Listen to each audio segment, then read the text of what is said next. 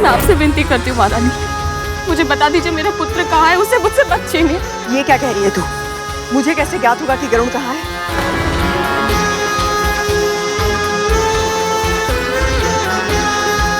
उठ जा, उठ। अब बता क्या हुआ है? चारों ओर देख लिया, कोना कोना छान लिया, किंतु गरुड़ कहीं नहीं है। यहीं कहीं गया होगा, आ जाएगा वो। कहीं भी हो, मेरी पुकार सुनते ही क्षण भर में लौट आता है वो, किंतु आज उसे पुकारते पुकारते मेरा कंठ बैठ गया, मेरा पुत्र नहीं आया।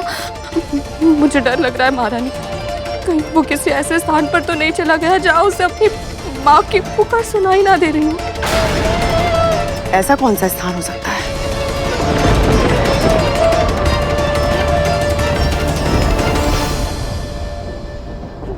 कहीं ये मुझसे कुछ छुपा तो नहीं रही?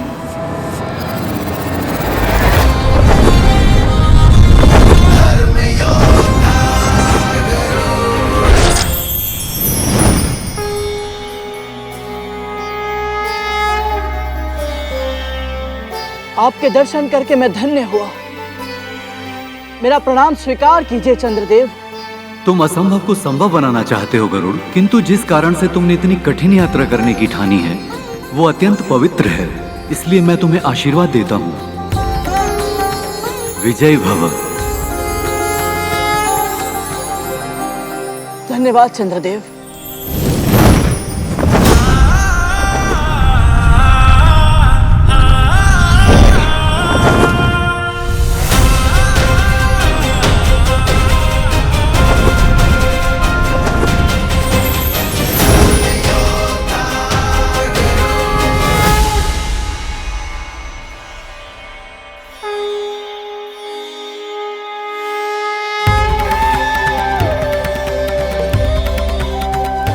अंधकार को समूल नष्ट करने वाले, प्राणियों में शुभ और मंगल की भावना का संचार करने वाले भगवान श्री सूर्यदेव को मेरा प्रणाम।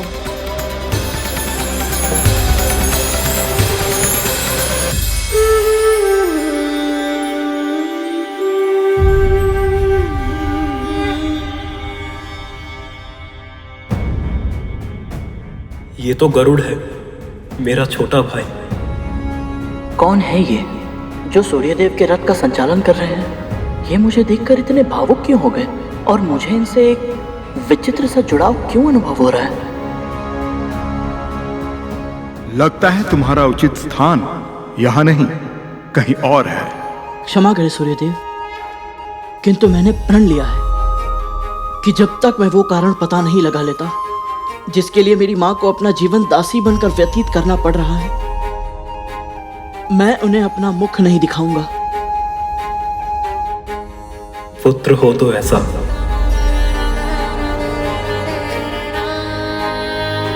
तुम्हारी भावना, इच्छा शक्ति, शारीरिक बल अद्भुत है गरुड़, और मेरा आशीर्वाद सदैव तुम्हारे साथ है। विजयी भव।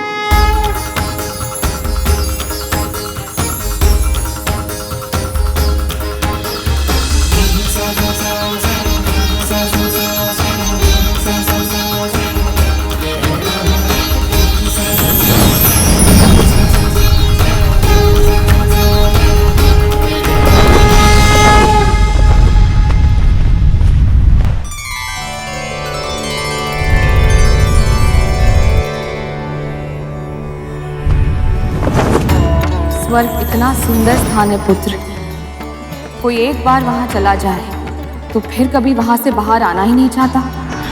एक विराट वृक्ष भी है वहां, कल्प वृक्ष। यदि कोई सच्चे हृदय से कुछ भी मांगे तो उसकी इच्छा अवश्य पूर्ण होती है।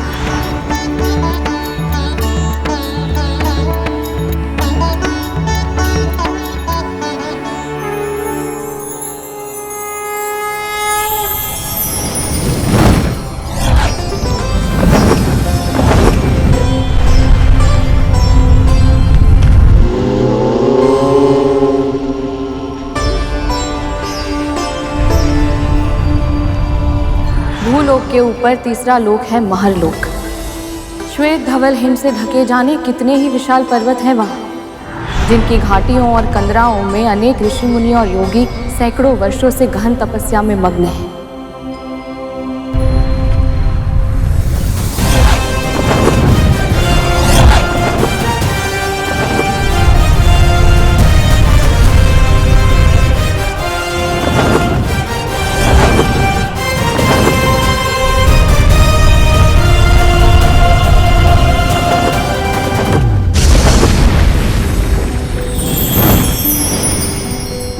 जनलोक पितामह ब्रह्मा के सबसे बड़े पुत्रों सनक, सनातन, सनंदन और सनत कुमार का निवास स्थान है। ना इन्हें कोई भौतिक कामना है, ना ही आध्यात्मिक इच्छा। ये चारों भाई एक साथ उदासीन भाव से संपूर्ण ब्रह्मांड में विचरण करते हैं। केवल दो ही लक्ष्य हैं इनके, भगवान विष्णु की भक्ति और ज्ञान का दान। आप सभी कुमारों को मेरा सादर प्रणाम। वैकुंठ में बिना अनुमति के प्रवेश करना असंभव है। तुम्हें द्वार पर ही रोक दिया जाएगा। पांचों इंद्रियों पर नियंत्रण खो बैठोगे तुम और पृथ्वी पर वापस फेंक दिए जाओगे। और नीचे गिरते समय तुम्हारा वेग इतना अधिक होगा कि तुम संभल नहीं पाओगे। तुम मारे जाओगे गरुड़। लौट जाओ, लौट जाओ। तेरे पुत्र पर तेरा नियंत्रण नहीं है और तू मेरे पुत्रों पर आरोप लगा रही है। मेरा वो आशय नहीं है महारानी। मैंने तो बस राजकुमारों को ये बात करते हुए सुना था कि गरुड़ के सामने उनके मुख से सत्य निकलने वाला था। सही सही बता, क्या शब्द सुने थे तूने? संकट को तो आप दोनों ने भी आमंत्रित कर लिया था। यदि तक्षक भैया और कालिया भैया समय पर आपको नहीं रोकते तो आप तो गरुड़ के सामने सारा सच उगल देते।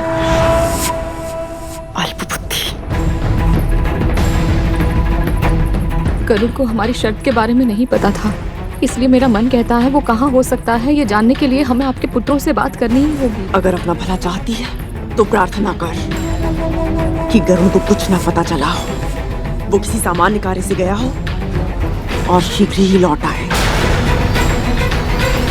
कहाँ है तू गरुड़? मेरे मन में ऐसे विचित्र प्रश्न क्यों उठ रहे हैं कि कहीं तेरे प्राण संकट में तो नहीं? तुम मारे जाओगे गरुड़। अपना कर्म करते समय यदि भाग्य मुझे मृत्यु की ओर ढकेल दे, वैसे मृत्यु भी मुझे सहर्ष स्वीकार है ऋषिवर। और वैसे भी यदि मैं अपनी मां को दास्ता की बेड़ियों से मुक्त नहीं करा पाया तो मेरे जीवन का क्या ही लाभ। तुम्हारी मातृभक्ति अद्भुत है गरुड़। हम तुम्हें आशीर्वाद देते हैं गरुड़। विजयी भव, विजयी भव।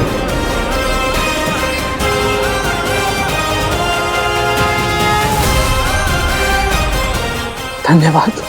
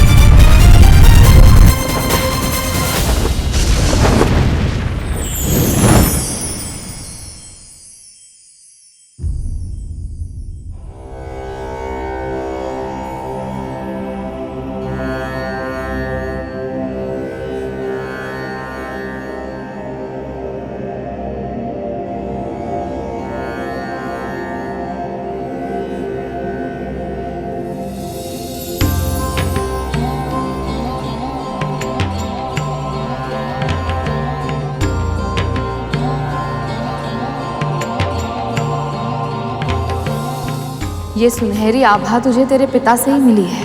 उनके बारे में और बताइए ना। परम पिता ब्रह्मा के मानस पुत्र हुए महर्षि मरीचि और उनके पुत्र हुए तेरे पिता ऋषि गणों में श्रेष्ठ प्रजापति कश्यप। उन्होंने अपने कुल के विस्तार के लिए देव, दानव, पशु, पक्षी, वृक्ष, कीट आदि की रचना की।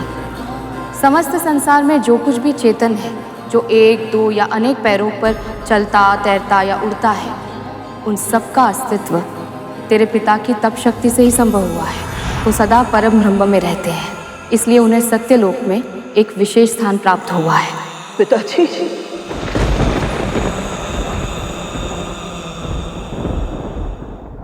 अथाह लाड़ किया मैंने, त्रुटियों को अनदेखा किया और अपराधों को क्षमा किया है, किंतु इसका अर्थ ये नहीं कि तुम सब अपनी सीमा लांघो। इस महल के कुछ नियम हैं और उन सब नियमों का पालन तुम सबको करना पड़ेगा, क्योंकि कुछ रहस्य ऐसे होते हैं जिन्हें सदैव चुप्पी की चट्टानों के नीचे दबाए रखना चाहिए, क्योंकि जब उन्हें बाहर आने का अवसर मिलता है तो वो रहस्य अकेले बाहर नहीं लाते, तो अपने साथ लाते हैं सर्वनाश।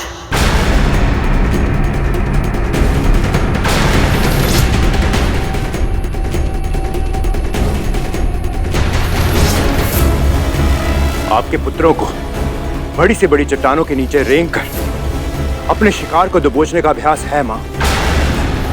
उन चट्टानों को पलटना हमारा स्वभाव नहीं है, ये आप जानती हैं। तक्षक भैया सत्य कह रहे हैं मां, हमने कोई नियम नहीं तोड़ा है और ना ही कोई रहस्य उजागर किया है। अवश्य ही इस दासी ने आपके कान भरे हैं हमारे विरुद्ध। केवल इतना बता दीजिए राजकुमार कि आज जब आप सब खेल रहे थे तो वहां क्या हुआ था?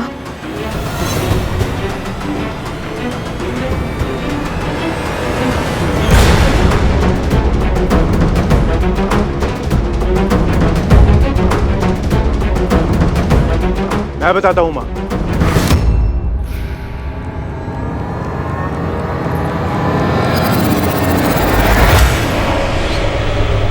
वो दासी पुत्र हमसे मित्रता करने का प्रयास कर रहा था मां। खेलते खेलते गेंद मानव पर्वत की मायावी मणियों में फंस गई और हमारे आदेश के बिना ही वो गरुड़ उसे ले आया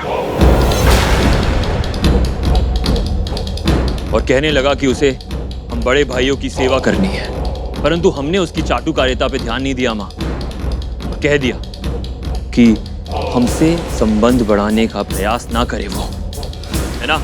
भैया सत्य कह रहे हैं माँ। हाँ माँ, भैया सत्य कह रहे हैं। हाँ मां, सत्य कह रहे हैं।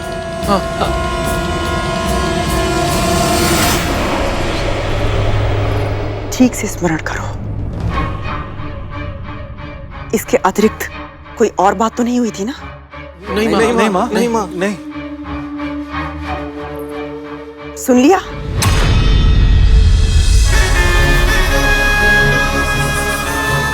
अब तो तुझे विश्वास हो गया ना कि तेरे पुत्र के लुप्त होने का कारण मेरे पुत्र नहीं है। यदि तक्षक भैया और कालिया भैया समय पर आपको नहीं रोकते तो आप तो गरुड़ के सामने सारा सच उगल देते। माँ, वैकुंठ है कहाँ? कितनी दूर है? और वहाँ कैसे जा सकते हैं माँ? मैंने सुना था राजकुमार गरुड़ को कोई सत्य बताने वाले थे। सत्य क्या था? क्या उसका संबंध वैकुंठ से है? पुत्र गरुड़, ये क्या कर रहे हो? अपने उद्देश्य को भूलकर तुम यहाँ क्यों रुक गए? एक बार किसी कार्य को करने का निश्चय कर लो तो फिर मन को भटकने नहीं देना चाहिए। जाओ और अपने लक्ष्य को पूरा करो।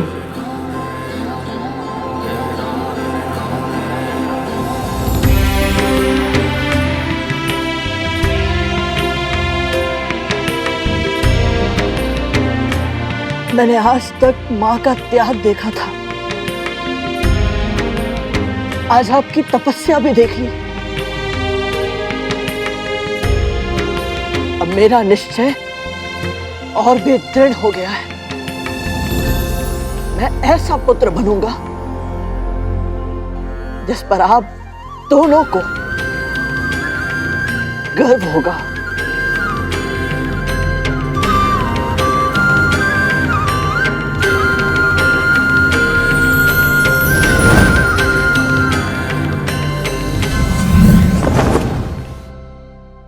मौन मत रहो तक तू धूमल, सत्य बताओ। माँ, वो वहाँ बड़े भैया की बात चली थी तो हमारे मुख से शेषनाग भैया का नाम निकलने वाला था माँ, पर नहीं निकला। पर गरुड़ को कुछ भी पता नहीं चला था। हाँ, और फिर यहाँ वापस आकर इसी कक्ष में इसी झूले पे बैठ के तक्षक भैया ने हमें चेतावनी दी थी कि फिर कभी गरुड़ के सामने शेष भैया का नाम ना ले। शेषनाग भैया की चर्चा गरुड़ के सामने फिर से कभी नहीं होनी चाहिए। मूर्ख हो तुम सब। इस महल के ऊपर बैठकर उसने सब कुछ सुन लिया और तुम लोगों को अंदेशा तक नहीं हुआ।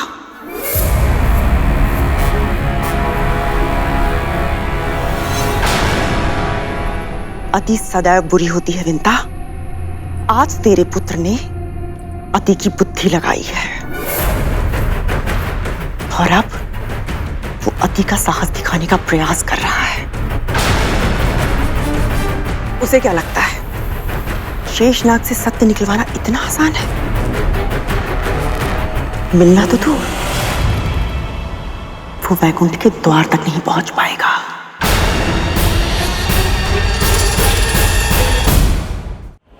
सूर्य का ताप उसके पंख जला देगा। अंतरिक्ष की शीत उसकी धमनियों में चल रहे रक्त को जमाकर हिम में बदल देगी। अनंत ब्रह्मांड की यात्रा का संघर्ष उसके तन को ही नहीं, उसकी आत्मा को भी थका देगा और वो शीघ्र ही टूटकर इस पृथ्वी पर आ गिरेगा। इतने वर्षों तक तूने अपने पुत्र के जन्म लेने की प्रतीक्षा की है, किंतु अब उसकी मृत्यु की प्रतीक्षा कर।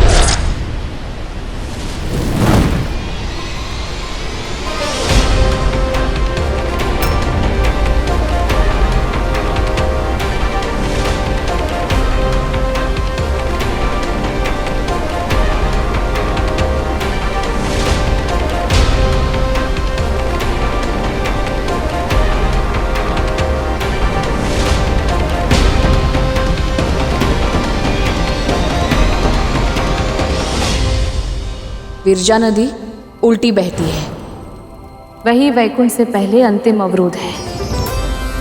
सामान्य प्राणी उस विराट नदी को पार नहीं कर सकते। केवल वही महान आत्माएं इस कार्य में सफल होती हैं जिन पर भगवान विष्णु का आशीर्वाद होता है। और यदि कोई उनकी इच्छा के विरुद्ध वैकुंठ पहुंचने का प्रयास करता है तो विरजा नदी उसे स्वयं में समाहित कर उसके प्राण हर लेती है। परिणाम चाहे जो भी हो, किंतु मैं अपने प्रश्नों के उत्तर लिए बिना नहीं जाऊंगा। मां की स्वतंत्रता मेरे प्राणों से अधिक मूल्यवान है।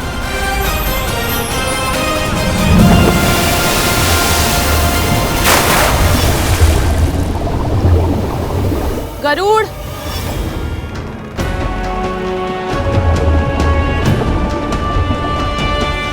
गरुड़, गरुड़ मुझे छोड़कर नहीं जा सकता। मेरा पुत्र तो मेरे मन की बात बिना कहे ही जान जाता है, तो वो मुझे छोड़कर कैसे जा सकता है? गरुड़, पुत्र कहाँ है तू?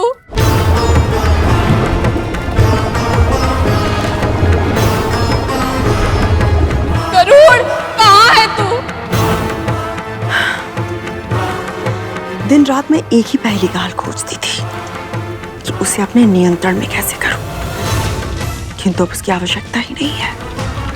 यदि सच में गरुड़ वैकुंठ के रास्ते पर गया है तो समझो वो कांटा मेरे मार्ग से सदैव सदैव के लिए हट गया है।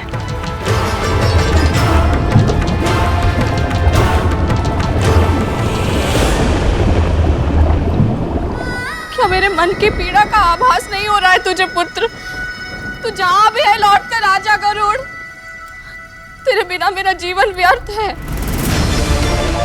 अपनी माँ की पीड़ा का आभास क्यों नहीं हो रहा है तुझे? क्या मेरी पुकार तेरे हृदय तक नहीं पहुंच रही है गरुड़?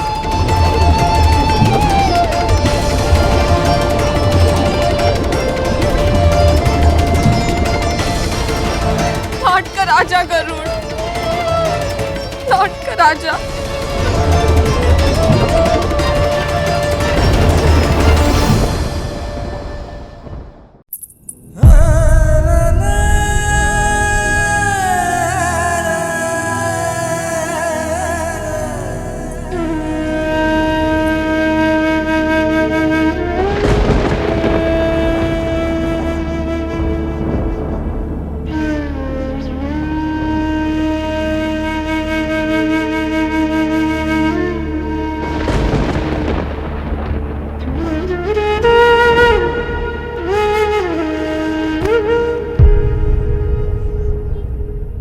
आप तो दया निधान है प्रभु,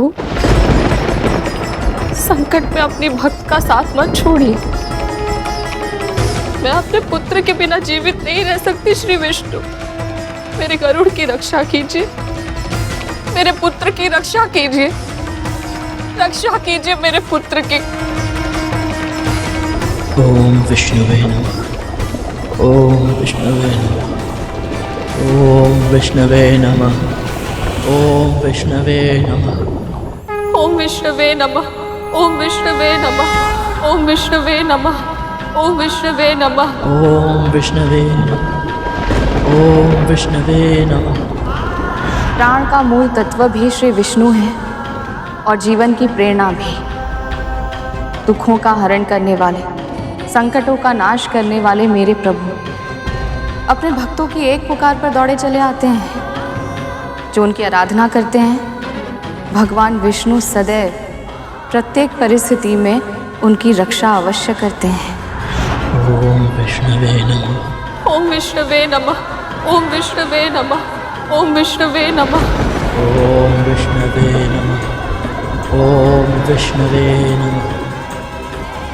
ओम विष्णुवे नमः। ओम विष्णुवे नमः। ओम विष्णुवे नमः। ओम विष्णुवे नमः।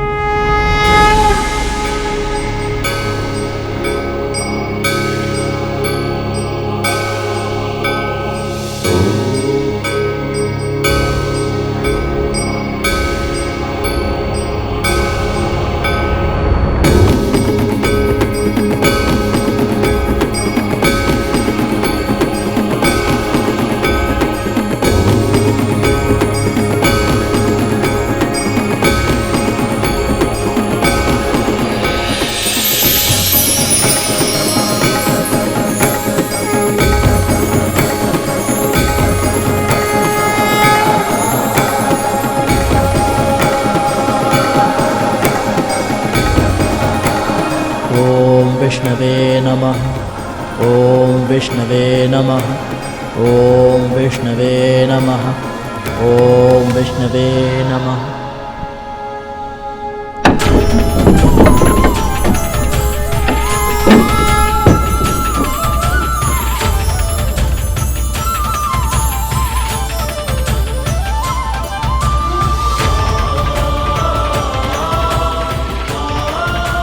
ओम विष्णवे नमः। ओम विष्णवे नमः। ओम विष्णवे नमः। ओम विष्णवे नमः।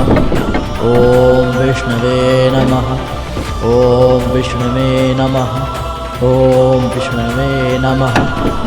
ओम विष्णवे नमः। ओम विष्णवे नमः। ओम विष्णवे नमः। ओम विष्णवे नमः। ओम विष्णुवे नमः। ओम विष्णुवे नमः।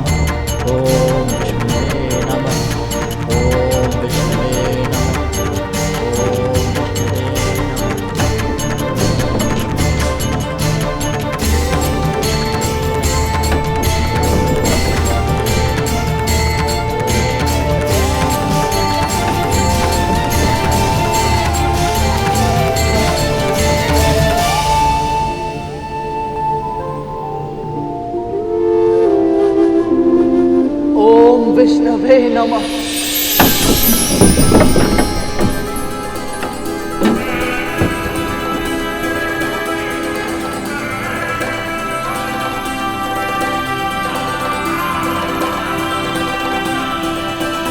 ओम विष्णुवे नमः। 7 लोगों की यात्रा पूर्ण करके यहाँ आया हूं। अपने उद्देश्य को पूरा किए बिना वापस नहीं जा सकता। मैं अपने लक्ष्य में सफलता अवश्य प्राप्त करूंगा ताकि अपने प्रण की लाज रख सकूं।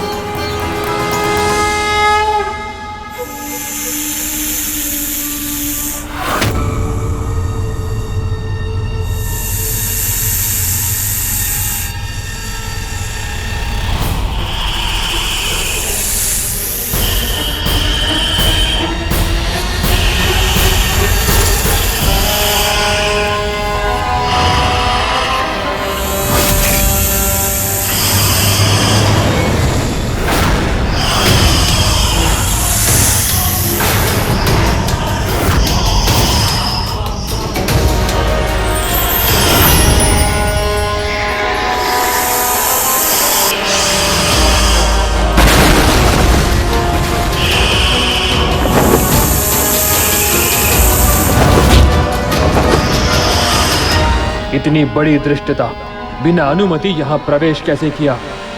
जब तक मैं अपना प्रण पूर्ण नहीं कर लेता, मैं पीछे नहीं हटूंगा।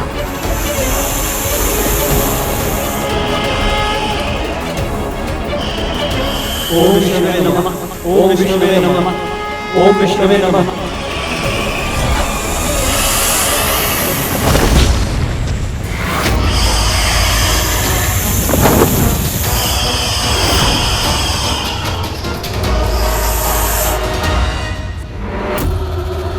तू कितना भी प्रयास कर ले कद्रू, नियति से जीतना संभव नहीं है।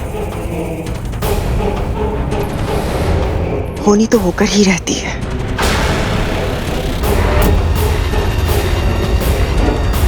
पर सच में कहीं गरुड़ सारे संकटों को पार कर सच्चाई जान गया तो? मैं महर्षि कश्यप की पत्नी विद्या समस्त जग के पालन श्री विष्णु का आह्वान करती हूँ। यदि मैंने आपकी आराधना सच्चे हृदय से की है, यदि आपकी भक्ति का तनिक भी पुण्य मैंने अर्जित किया है, यदि कभी भी मन से, वचन से या कर्म से परोपकार किया है, तो आज मुझे उसका फल दीजिए प्रभु। मेरे पुत्र की रक्षा कीजिए, मेरे गरुड़ की रक्षा कीजिए।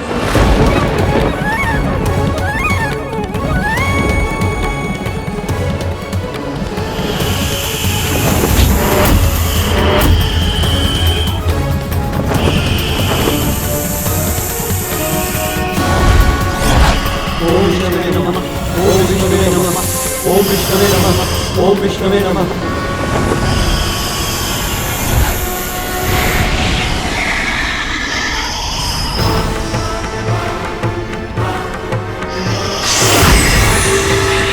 उसकी सहायता कीजिए प्रभु, मेरे पुत्र की रक्षा कीजिए।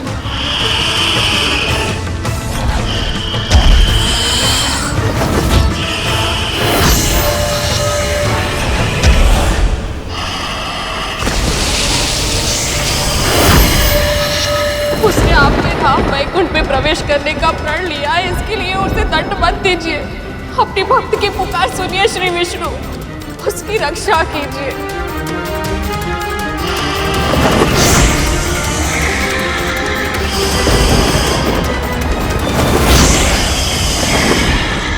उसकी सहायता कीजिए प्रभु, मेरे पुत्र की रक्षा कीजिए, रक्षा कीजिए मेरे पुत्र की।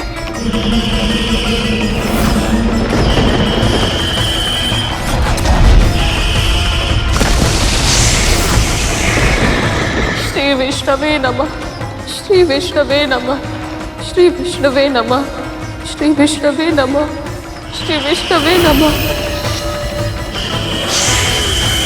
श्री विष्णवे नमः, श्री विष्णवे नमः, श्री विष्णवे नमः, श्री विष्णवे नमः, श्री विष्णवे नमः, श्री विष्णवे नमः, श्री विष्णवे नमः, श्री विष्णवे नमः, श्री विष्णवे नमः।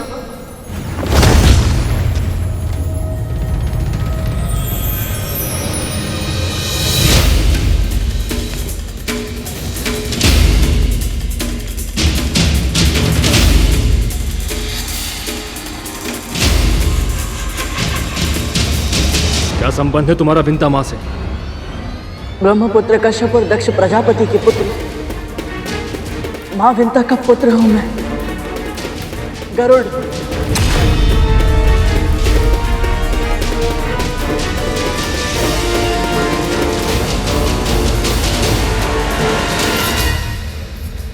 ओम विष्णुवे नमः। ओम विष्णुवे नमः। ओम विष्णुवे नमः। ओम विष्णुवे नमः। ओम विष्णुवे नमः। ओम विष्णुवे नमः। ओम विष्णुवे नमः। ओम विष्णुवे नमः। ओम विष्णुवे नमः। ओम विष्णुवे नमः।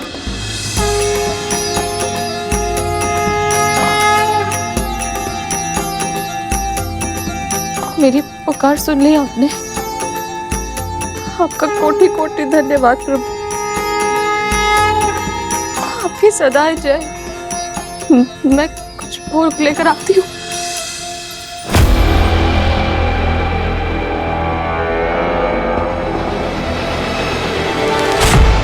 तेरा पुत्र जीवित है, इसका अर्थ ये नहीं कि वो जीवित लौट भी पाएगा। दीदी, महारानी ऐसा मत कहिए। आपको जो दंड देना है आप मुझे दीजिए। अपने क्रोध का पात्र मेरे पुत्र को मत बनाइए। संसार का नियम है, हर कर्म का प्रतिकर्म होता है। तूने अगर अपने पुत्र गरुड़ को वैकुंठ का रास्ता बताया है तो ये तेरा कर्म था, फल तो भुगतना ही होगा। यदि सच में तेरा पुत्र गरुड़ वैकुंठ गया है तो उसकी मृत्यु की उत्तरदायी तू स्वयं होगी।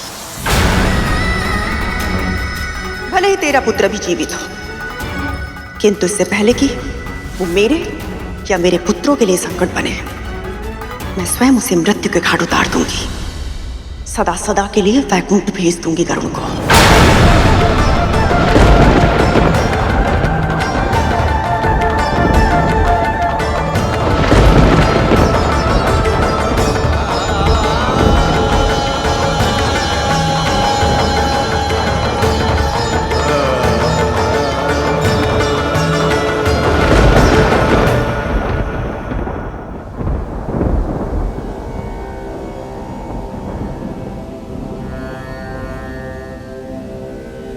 माँ ने वैकुंठ के विषय में जितना मुझे बताया था, ये स्थान तो उससे भी अधिक विशेष है।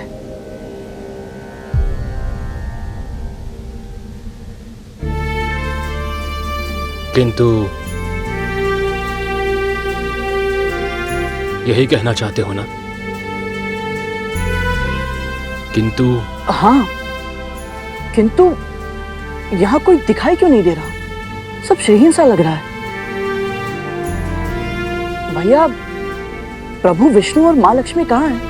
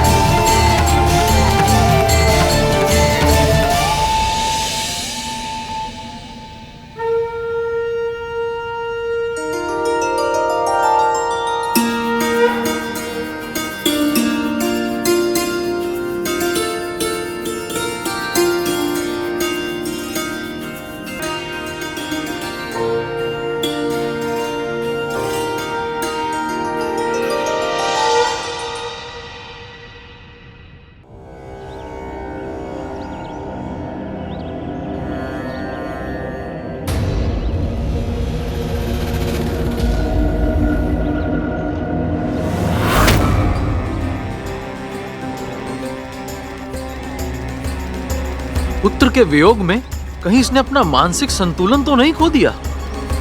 हाँ, एक साथ हंस भी रही है और रो भी रही है। ये कैसे विचित्र स्थिति है? कुछ समझ नहीं आता कालिया भैया। विचित्र बात तो ये है कि आज दासी माँ पर हमारे होने का कोई प्रभाव नहीं पड़ा। डराने की हमारी युक्ति पुरानी हो गई है भैया। क्या बक रहा है? सत्य ही तो कह रहा है धूमल।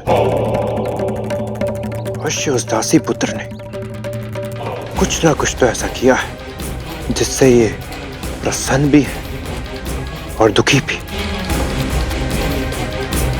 कहीं वो शेषनाग भैया तक तो नहीं पहुंच गया?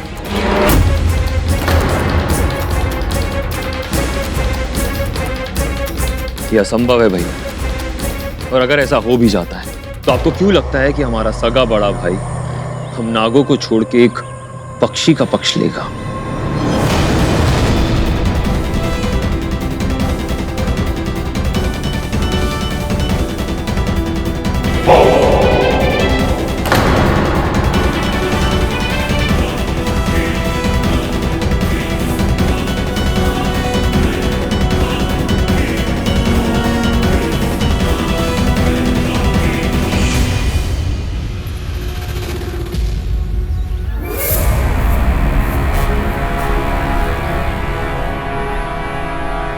यदि गरुड़ अपने भाई अनंत को मिलने में सफल हो गया तो उसे अतीत का सत्य पता चल जाएगा।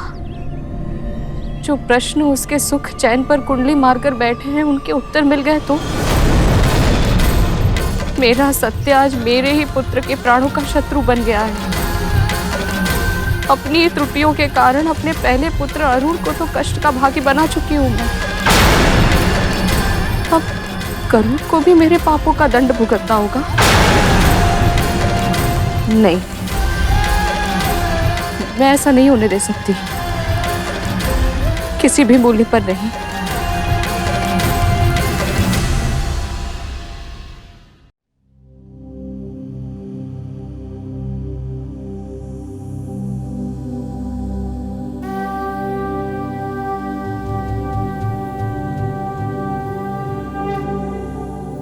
तुम्हारे भीतर छोटी माँ के गुण हैं।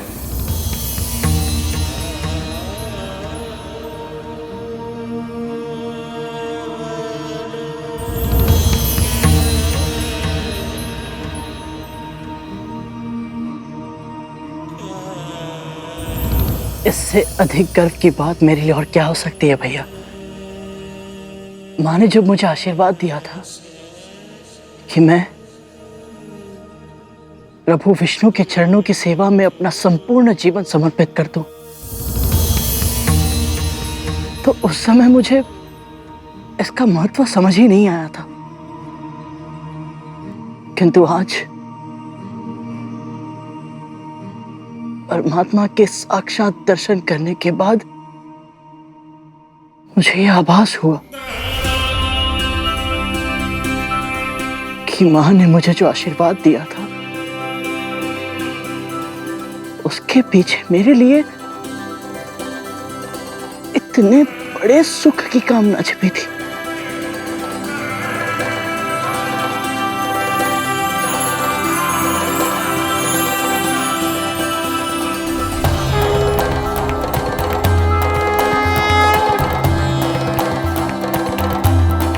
भैया, परमपिता के दर्शन तो आपने करवा दिए, किंतु माँ लक्ष्मी कहाँ है?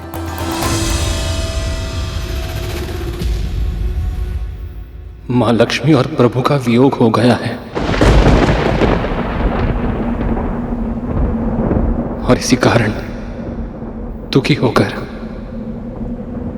प्रभु गहन ध्यान में चले गए हैं।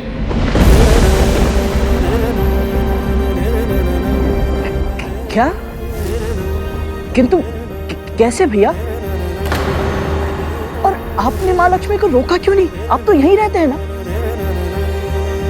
और भैया आप यहाँ क्यों रहते हैं? अपने भाइयों के साथ, बड़ी माँ के साथ क्यों नहीं रहते? और वहां आपका नाम लेना वर्जित क्यों है भैया? शांत हो जाओ गरुड़।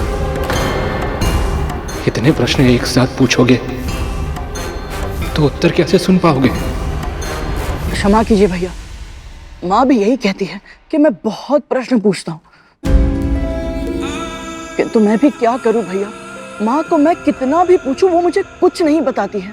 इसीलिए मैं सबसे प्रश्न पूछता रहता हूँ, और जब तक मुझे अपने प्रश्नों के उत्तर नहीं मिलेंगे भैया, मैं अपना उद्देश्य कैसे पूरा कर पाऊंगा। कौन सा उद्देश्य?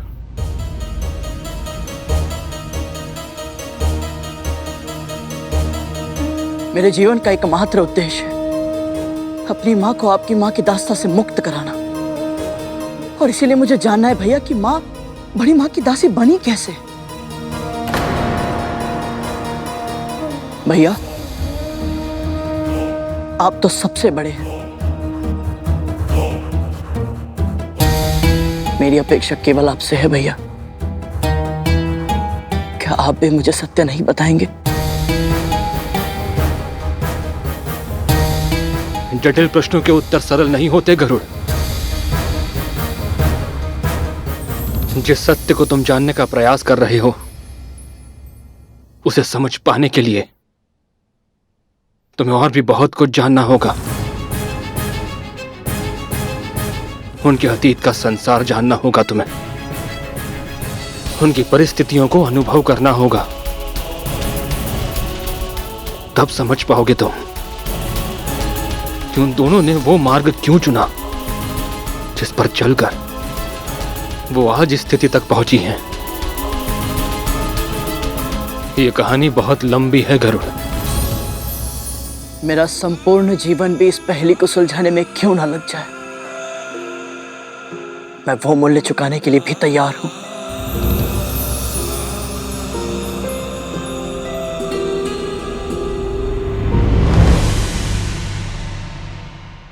ठीक है गरुड़, मैं प्रारंभ से आरंभ करता हूं। पहले ब्रह्मांड ऐसा नहीं था जैसा आज है,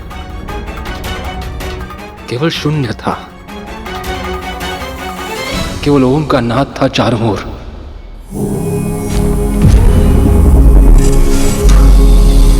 बढ़ते बढ़ते ये नाद इतना तीव्र हो गया कि इसके आवेग से शून्य को चीरते हुए प्रकट हुआ क्षीर सागर, और उस क्षीर सागर के मध्य प्रकट हुए परमपिता विष्णु।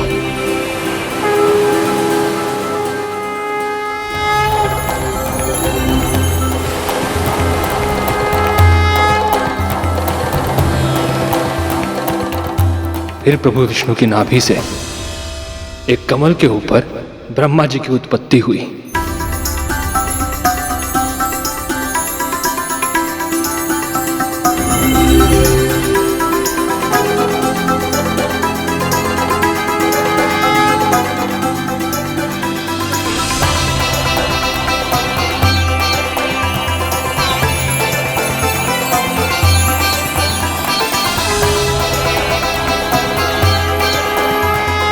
हे नारायण, मैं कौन हूं और मेरे जीवन का उद्देश्य क्या है? ब्रह्मा हैं आप, और आपके जीवन का उद्देश्य है सृष्टि का सृजन करना। जो आज्ञा प्रभु। सृष्टि के सृजन के लिए ब्रह्मा जी ने 10 मानस पुत्रों को जन्म दिया, जो प्रजापति कहलाए। ब्रह्मा जी ने उन्हें आज्ञा दी कि वे सब अपनी अपनी संतानों को जन्म देकर सृष्टि का विकास करें, और इन सभी में प्रमुख थे मरीचि और दक्ष प्रजापति। प्रजापति दक्ष की 17 पुत्रियों का विवाह हुआ। प्रजापति मरीचि के पौत्र प्रजापति कश्यप से हुआ।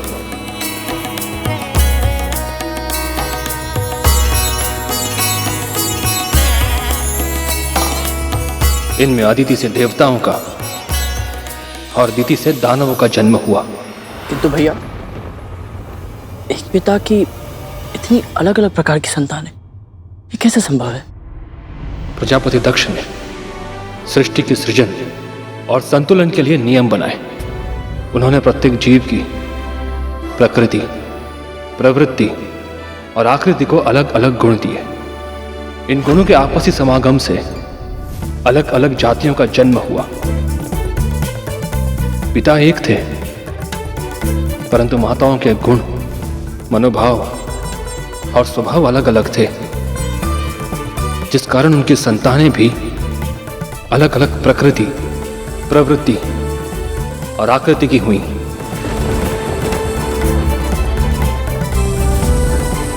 आदित्य और दिति की संतानें तो एक दूसरे से बिल्कुल ही विपरीत स्वभाव की थीं। देवताओं में सत्व और रजस गुण थे, जबकि दानवों या असुरों में रजस गुण होते हुए भी तमस गुण की प्रधानता थी। आसुरी प्रवृत्ति प्राणी को शांत नहीं बैठने देती। उसका मन सदैव इसी में लगा रहता है कि कैसे वो किसी से कुछ छीन ले, दूसरों को कष्ट पहुंचाए, सभी कुछ नष्ट कर दे। उनके इसी विनाशकारी स्वभाव के कारण उनका युद्ध देवताओं से होने लगा और समय के साथ साथ ये देव असुर महासंग्राम में बदल गया। असुर केवल अपनी शक्तियों का फुहड़ प्रदर्शन करना जानते थे, जबकि देवता देवराज इंद्र के नेतृत्व में संगठित थे और कौशल के साथ दैवीय शस्त्रों से युद्ध करते थे।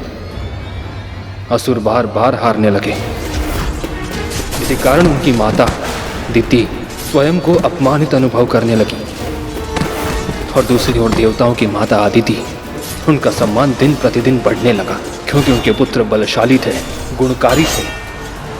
देवी आदित्य की, देवी आदित्य की, देवी आदित्य की, देवी आदित्य की, देवी आदित्य की।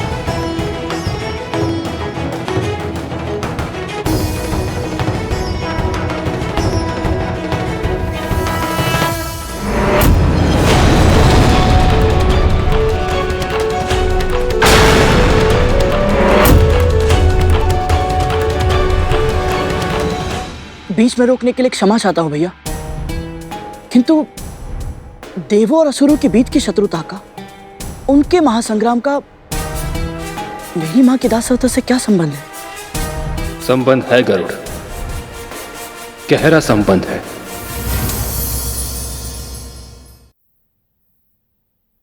हमारी सृष्टि की रचना बहुत ही अद्भुत है गरुड़। सृष्टि के किसी भाग में यदि एक तितली भी अपने पंख फड़फड़ाती है ना, तो उसके फलस्वरूप सैकड़ों सहस्त्रों योजन दूर सृष्टि के दूसरे भाग में बवंडर आ सकता है, अकल्पनीय विनाश हो सकता है।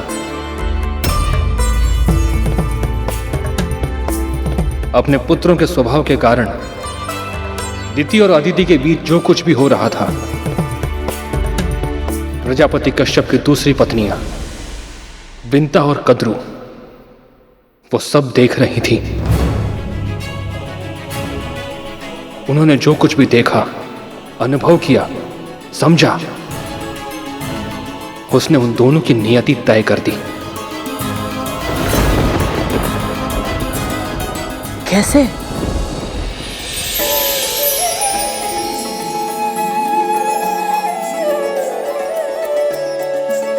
आज जीत के दिखाओ तो मानू।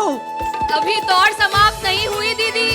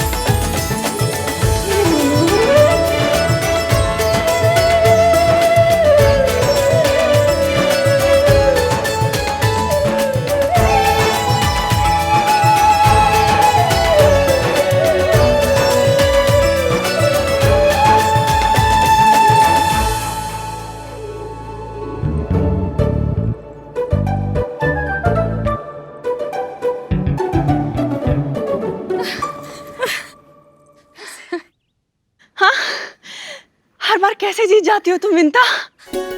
आनंद तो दौड़ में है दीदी, फिर चाहे मैं जीतूं या आप, बात तो एक ही है। सच कहा तुमने, असली माँ तो फल का नहीं, कर्म का होता है। तुम्हारी यही बातें मेरा मन मोह लेती है। बस बस दीदी, प्रशंसा अभिमान को जन्म देती है और मैं नहीं चाहती कि मैं कभी भी अपने नाम से विपरीत आचरण करूं। सदैव विनीत रहूं, यही इच्छा है मेरी। लो, हम कर्म की बात कर रहे थे, किंतु वो कर्म करना भूल गए जिसके लिए हम यहाँ आए हैं। मैं पूजा की सामग्री तैयार करती हूँ और मैं चंदन घिसकर लेप बना लेती हूँ। नहीं, बिल्कुल भी नहीं। चंदन घिसने का कार्य परिश्रम का होता है, वो मैं कर लूंगी। तुम्हारे ये फूल से हाथ केवल प्रभु पर फूल चढ़ाने का कार्य करेंगे। इन प्यारे से हाथों को मैं कभी कोई कष्ट नहीं होने दूंगी। पर दीदी आप... नहीं, अपनी दीदी का आदेश नहीं मानोगी? ठीक है।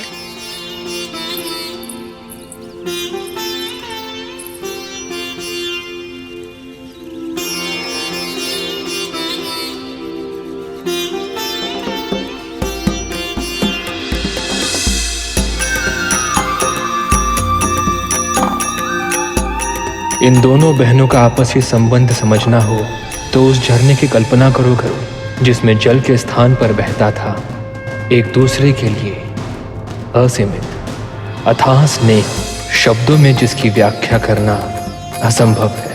ऐसा था इनका प्रेम, अद्भुत, अतुलनीय। जानती हो मैंने अपने प्रभु से क्या कामना की है? कि जब भी मेरे पुत्र हो वो अदिति के पुत्रों से अधिक शक्तिशाली हो। जितना अधिक बल मेरे पुत्रों में होगा मुझे उतना ही अधिक सम्मान मिलेगा। पर दीदी, मुझे लगता है कि अदिति दीदी का सम्मान उनके पुत्रों के शक्तिशाली होने के कारण नहीं होता। वो तो इसलिए होता है कि उनके पुत्र संस्कारी हैं। मैंने भी श्री विष्णु से प्रार्थना की है कि मुझे भी ऐसी ही संतान दीजिएगा, सात्विक और सद्गुणी।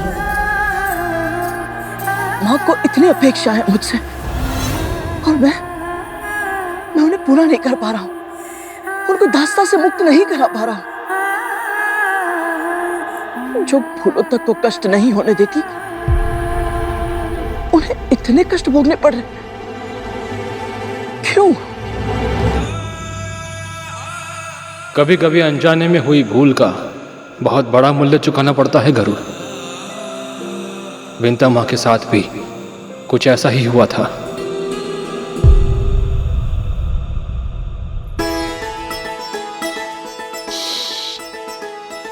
कितने सुंदर पंख हैं इसके। ओहो दीदी, इसके देखने, सुनने और सूंघने की क्षमता बहुत अधिक होती है। आप नहीं पकड़ पाओगे इसे। बोल तो ऐसे रही हो कि जैसे तुम पकड़ सकती हो। मेरी इच्छा होती तो अवश्य पकड़ लेती, पर दीदी मुझे किसी को बंदी बनाना अच्छा नहीं लगता। सभी को स्वतंत्र रहने का, स्वच्छंद घूमने फिरने का अधिकार तो होना ही चाहिए ना। बहाने बनाकर ना बात को टालो नहीं। सच तो ये है कि तुम इस तितली को पकड़ ही नहीं सकती। तो लगाओ शर्त, यदि मैंने इसे पकड़ लिया तो? जो तुम कहोगी मैं तुम्हें बनाकर खिलाऊंगी। सच? तो लग गई शर्त।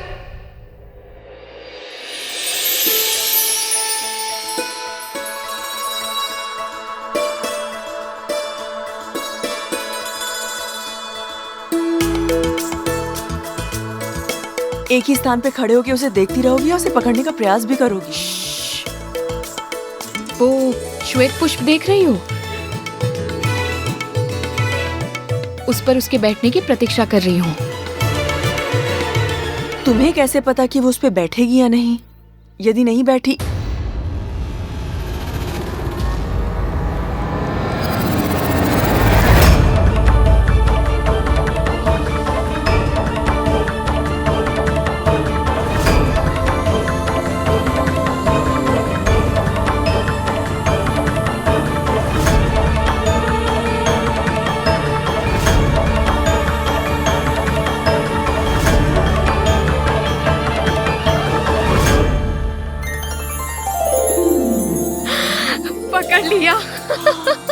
बोलो दीदी, मानती हो अपनी हार?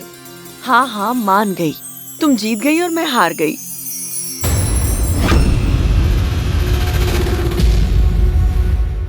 इसका पंख टूट गया क्या?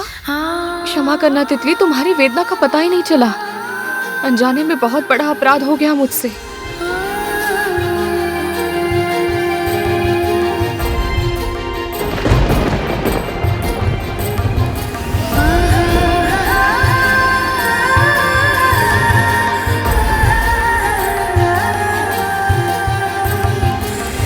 छोटी सी शर्त के लिए एक जीवित प्राणी को पीड़ा पहुंचा दी मैंने। हे प्रभु, मैं प्रण करती हूँ, आज के बाद ऐसा पाप कभी नहीं करूंगी। तुम व्यर्थ ही चिंता कर रही हो। तितली ठीक है, उसे कुछ नहीं हुआ। कुछ तो हुआ है ना दीदी, कष्ट हुआ है उसे। तुम भी ना कितना सोचती हो। यदि सोचना ही है ना तो ये सोचो कि मैं तुम्हारे लिए क्या पकवान बनाऊं। शर्त तो हार गई हूँ, दंड तो भुगतना ही होगा। आनंद तो शर्त लगाने में है दीदी, फिर चाहे मैं जीतूं या आप, बात तो एक ही है। और बहनों में शर्त केवल खेल के लिए होती है, उसे निभाने की आवश्यकता नहीं होती।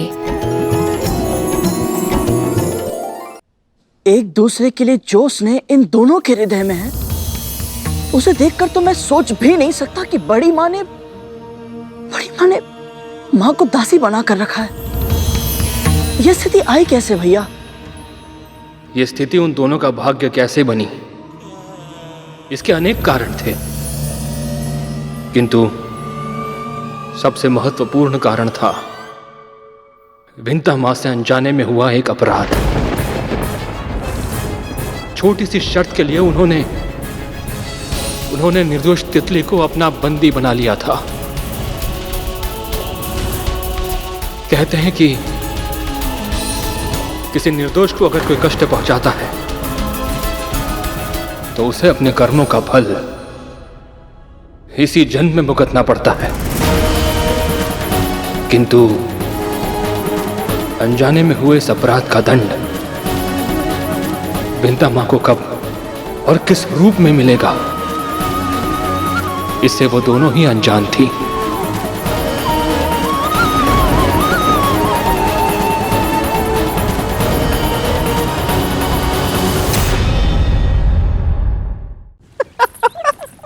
ओम नमः शिवाय, ओम नमः शिवाय।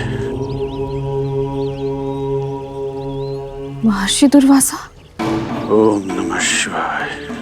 मैंने पिताजी से सुना है ये अत्यंत क्रोधी स्वभाव के हैं, तनिक सी बात पर भयानक भयानक श्राप देते हैं। ओम नमः शिवाय। हाँ, मैंने भी सुना था।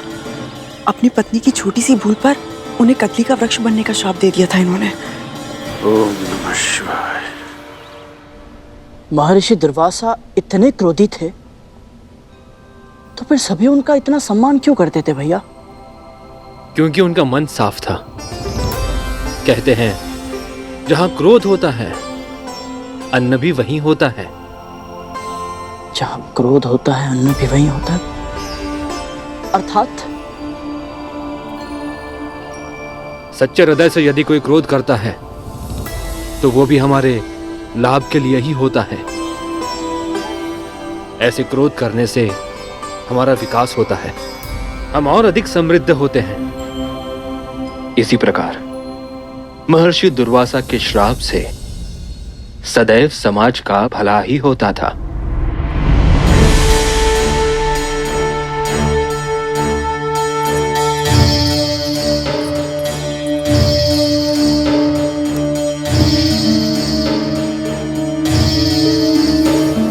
प्रणाम ऋषिवर। प्रणाम ऋषिवर।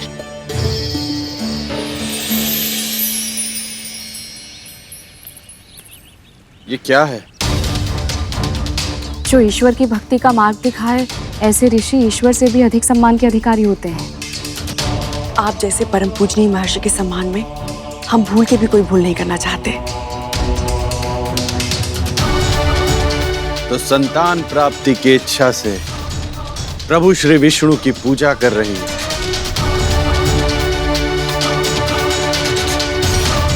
कश्यप पत्नी कद्रु, विंता।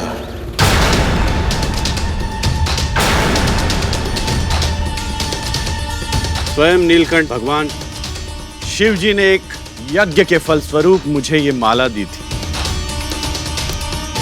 इसे जो धारण करेगा उसे ऐसी प्रतापी संतान प्राप्त होगी जिसके नाम और यश की कीर्ति समस्त ब्रह्मांड में फैलेगी। किंतु ये माला एक और तुम दो। कैसे निर्धारित करूं कि ये किसे मिलनी चाहिए? तुम में से अधिक उपयुक्त कौन है?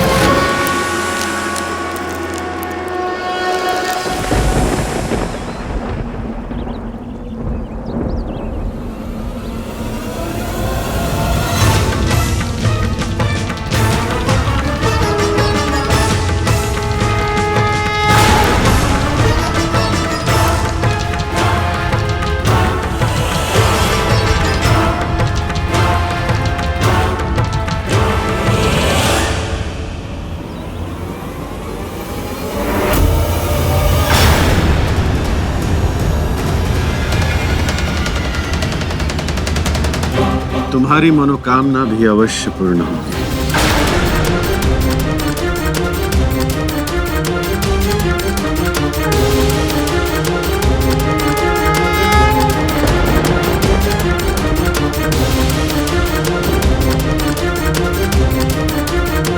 दीदी, महर्षि दुर्वासा ने हम दोनों को आशीर्वाद दे दिया।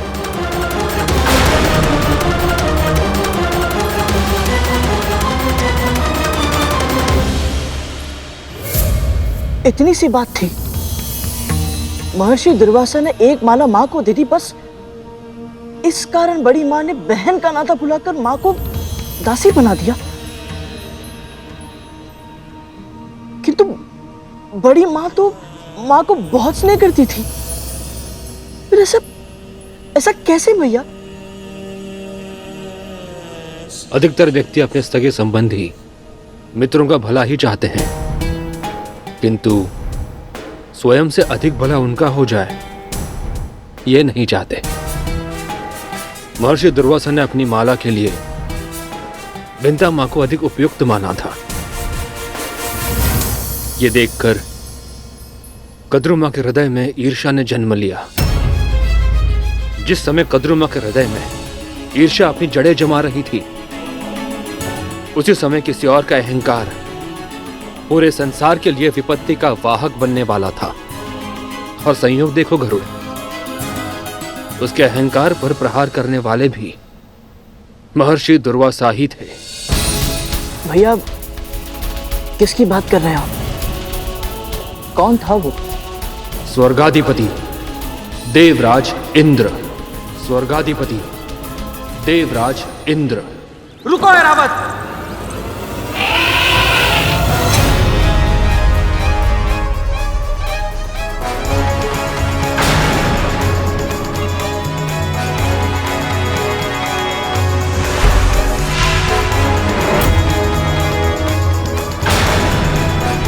प्रणाम महर्षि।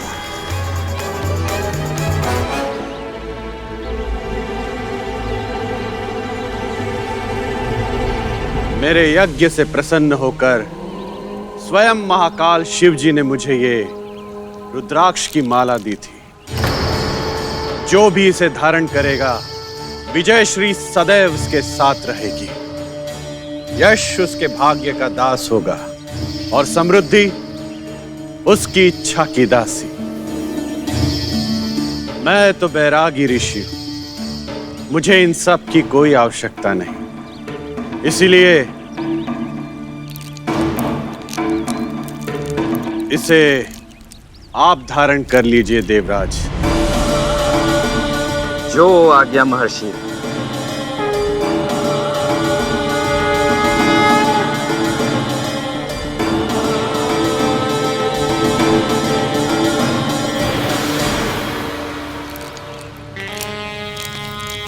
देवराज इंद्र को इसकी क्या आवश्यकता?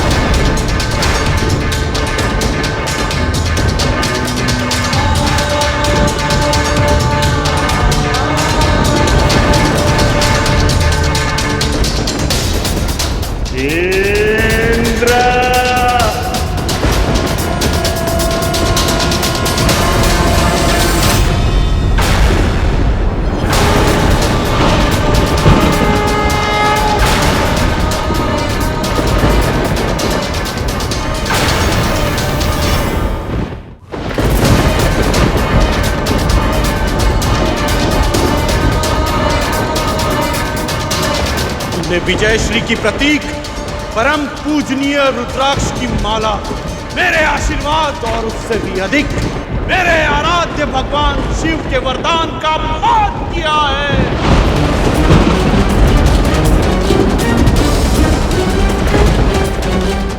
आज से तू और तेरे सभी देवता श्रीहीन हो जाएंगे।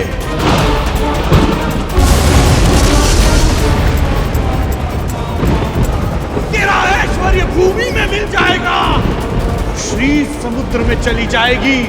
ये मेरा श्राप है तुझे।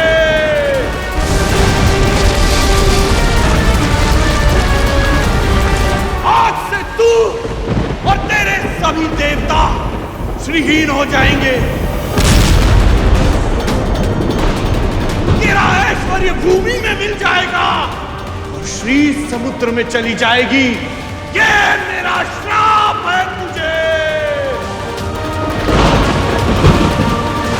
क्षमा कर दीजिए महर्षि, मुझसे भूल हो गई। महर्षि, मुझसे भूल हो गई महर्षि। महर्षि, सच्चे भक्त भगवान से भी बढ़कर होते हैं और महादेव के परम भक्त महर्षि दुर्वासा का अपमान करके देवराज ने केवल स्वयं को दुख नहीं दिया था, पूरे संसार को कष्ट में डाल दिया था। और सबसे अधिक पीड़ा हुई थी मेरे प्रभु नारायण और माता लक्ष्मी को।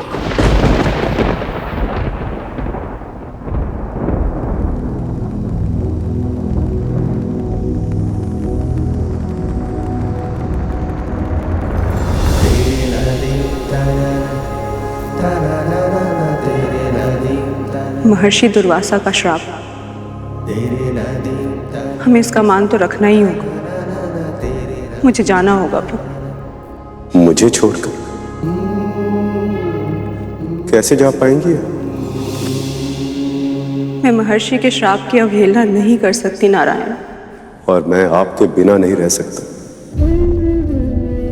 आप मेरी अर्धांगिनी, आधा आधा प्राण है।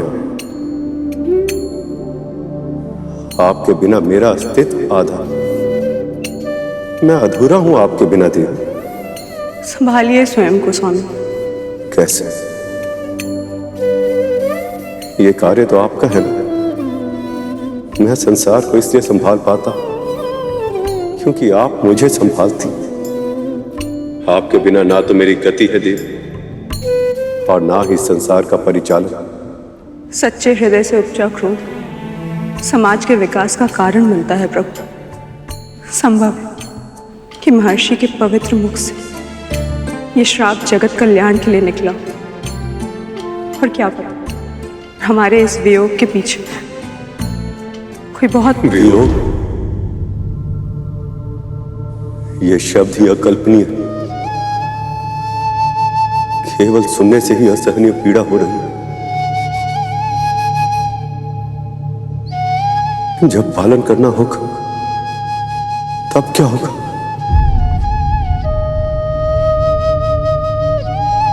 वियोग पीड़ा अवश्य देता है स्वामी, पर पुनर्मिलन उसे कहीं अधिक सुख देता है। हमारे पुनर्मिलन के बारे में सोचिए स्वामी। उस क्षण की कल्पना कीजिए जब हमारी विरह की अवधि समाप्त होगी और हम फिर से एक साथ होंगे। कितना सुख, कितना अद्भुत होगा वो पल।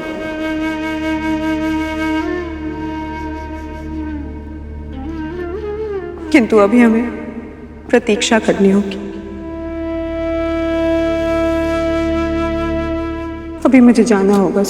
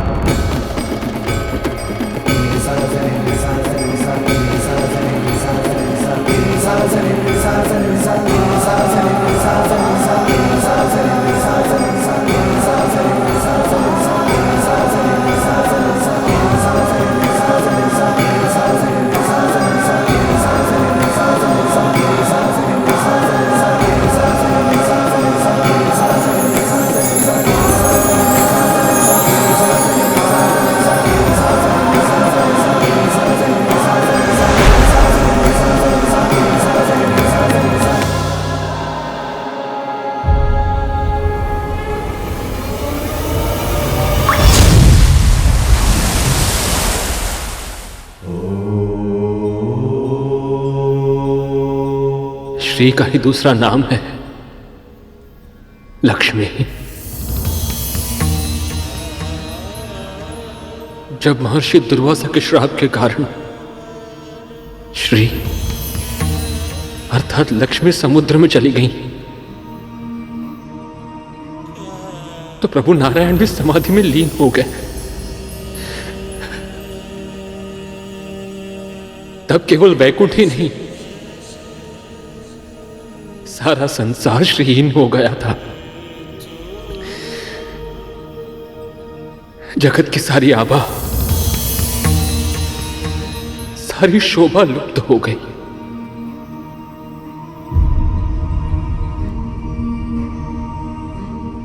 मैं अभी अभी वैकुंठ पहुंचा हूं भैया।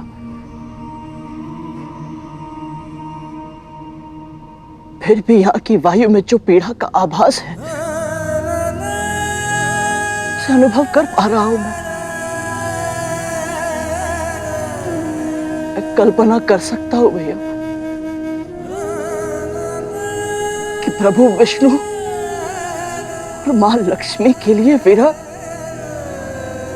कितना दुखदायक रहा होगा।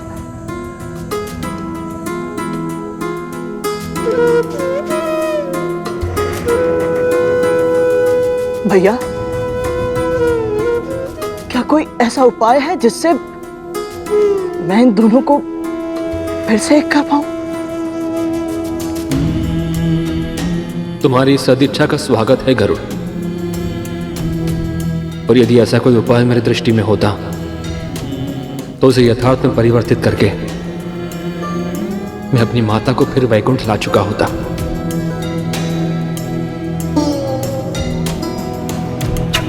माता लक्ष्मी समुद्र में थी और भगवान विष्णु समाधि में। ऐसे में संसार में अव्यवस्था और अराजकता फैलना स्वाभाविक था। चारों ओर तामसी विचार पनपने लगे, बुराई बढ़ने लगी थी गरुड़। ऐसे में असुरों के गुरु भार्गव के मस्तिष्क में, जिन्हें भविष्य में संसार ने नाम दिया शुक्राचार्य, देवों के इस आपदा में दैत्यों के लिए अवसर देखा उन्होंने। पहले से ही पीड़ित देवों को पूरी तरह पराजित करने का मार्ग खोजने के लिए उन्होंने भीषण तपस्या करने का निश्चय किया।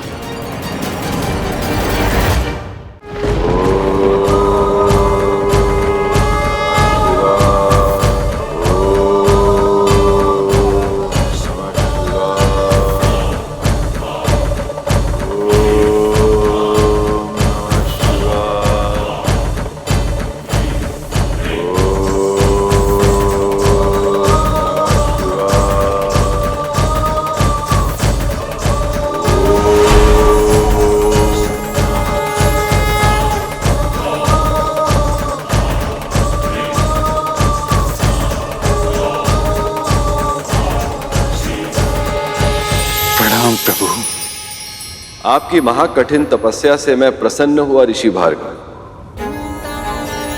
कहिए, क्या इच्छा है आपकी? महाकाल के साक्षात दर्शन से मैं धन्य होगा।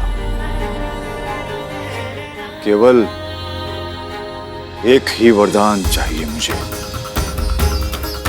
वृत्त संजीवनी विद्या।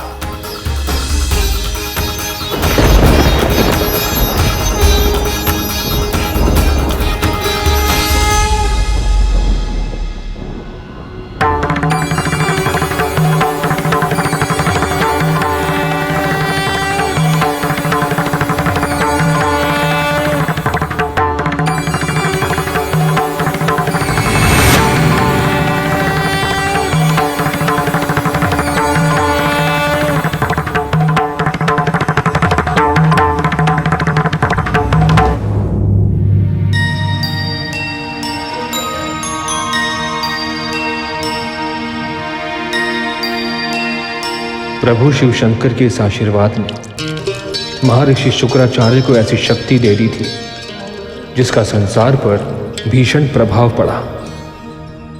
एक ओर सृष्टि का विकास हुआ, वहीं दूसरी ओर विनाश का आरंभ हो रहा था।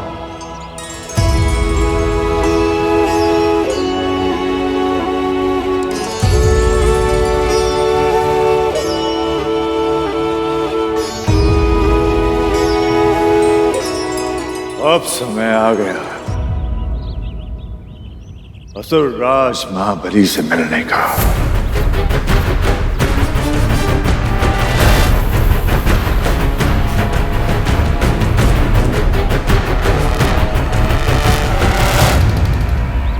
असुरराज महाबली की, असुरराज महाबली की, असुरराज महाबली की, असुरराज महाबली की, असुरराज महाबली की, असुरराज महाबली की, असुरराज महाबली की, असुरराज महाबली की, असुरराज महाबली की, असुरराज महाबली की, असुरराज महाबली की।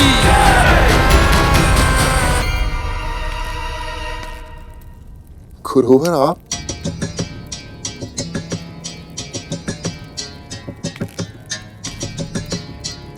विजय भव।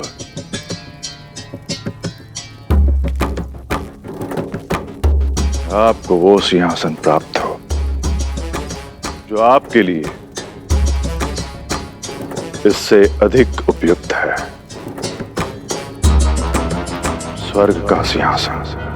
शंका के लिए क्षमा चाहता हूं गुरुवर, किंतु आप जो आशीर्वाद दे रहे हैं उसका सफल होना असंभव है। देवताओं की शक्ति असीमित है, न जाने कितनी बार उनसे पराजित हो चुके हैं हम असुर। अब नहीं होंगे। यह सत्य है कि इतिहास अपने आप को दोहराता है, किंतु यह भी सत्य है कि कर्मवीर अपना भाग्य बदल सकते हैं, और इतिहास भी। आप आक्रमण करेंगे राजा। इस बार विजयश्री की माला आपके वक्ष पर ही होगी, ये वचन है मेरा। जो आज्ञा गुरुदेव।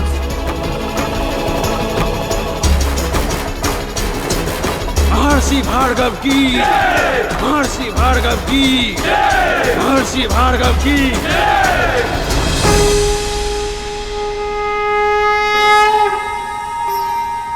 भैया, आपने तो कहा था महर्षि दुर्वासा के श्राप में भी संसार की भलाई ही छुपी होती थी, किंतु जो मैंने अभी अभी सुना उसमें तो केवल विनाश की ध्वनि है। ध्वनि विनाश की है, परंतु उसमें छुपा है संतुलन का नाद। ये सृष्टि संतुलन से ही संभव होती है गरुड़। सदैव विजयी होने के कारण देवता अभिमानी हो गए थे।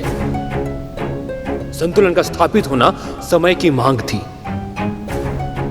महर्षि दुर्वासा के श्राप ने इंद्र के अहंकार को तो ठेस पहुंचाई, किंतु इंद्र समेत अन्य सभी देवताओं के अहंकार का पूरी तरह नष्ट होना अभी शेष था।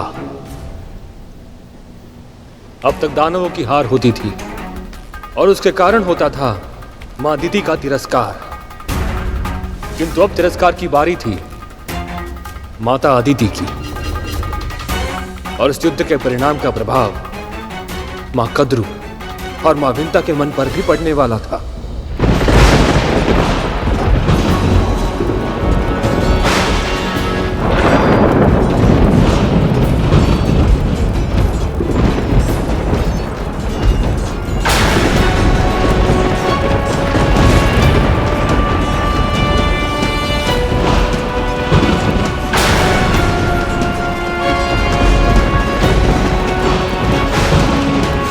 युद्ध संतानें करती हैं, पर पीड़ा की तड़प सहनी पड़ती है उनके माता पिता को।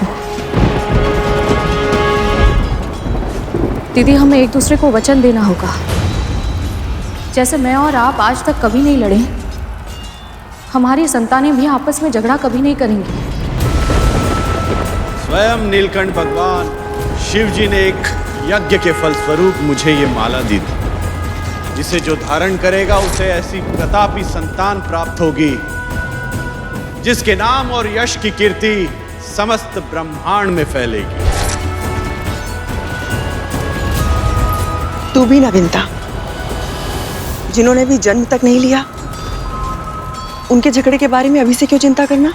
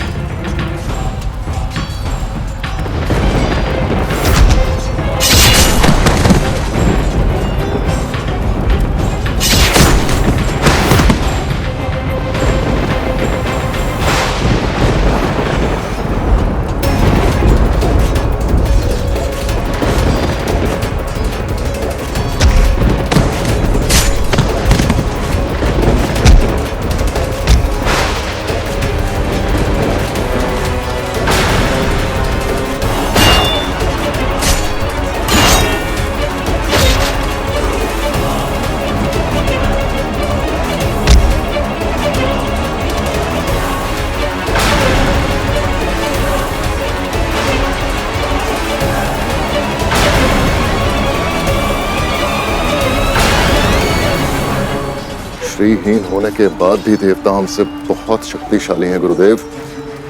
हम ये युद्ध नहीं जीत सकते। हमारे ना जाने कितने योद्धा अब तक अपने प्राण गंवा चुके हैं गुरुदेव।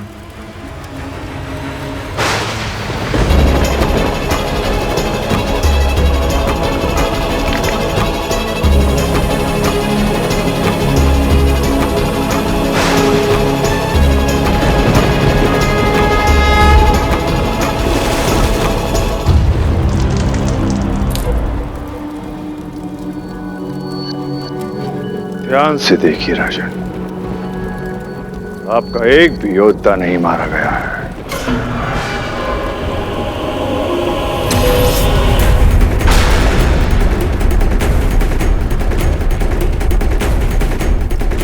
ये कैसी माया है?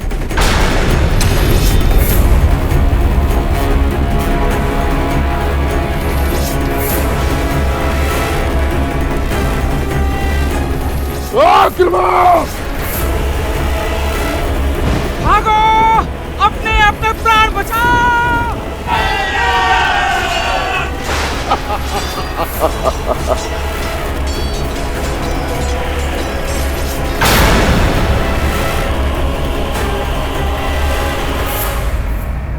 ऐसा पहली बार हुआ था। पहली बार दानवों ने देवताओं पर विजय प्राप्त की थी। जब जब संसार में कोई अप्रत्याशित, अकल्पनीय घटना घटती है, तब उसका प्रभाव सभी पर पड़ता है। मां कद्रू और मां बिंता भी इस प्रभाव से अछूते नहीं बचे थे।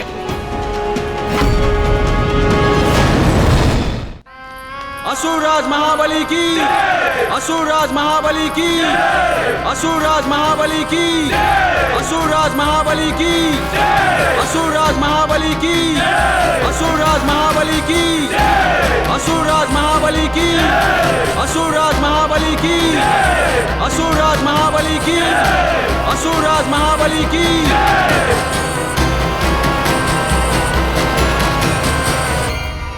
ऋषिवर, आपका बहुत बहुत धन्यवाद। आज आपने असंभव को संभव बना दिया। आज युद्ध के मैदान में आपने जो किया वो अकल्पनीय है। सदा से शोषित रहे हैं हम असुर। पराजय हमारा स्वभाव बन गई थी।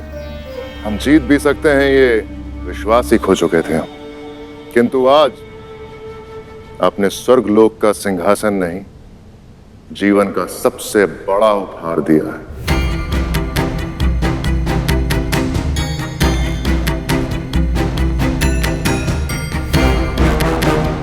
अब सृष्टि में संतुलन स्थापित होगा और इसका सारा श्रेय केवल आपको जाता है गुरुवर। ये युद्ध आपने और आपके योद्धाओं ने लड़ा। साहस के साथ आपने अपने शत्रु का सामना किया और उन्हें भागने के लिए विवश किया। इस विजय का श्रेय आपका है राजन। मैंने तो केवल गुरु होने का धर्म निभाया है।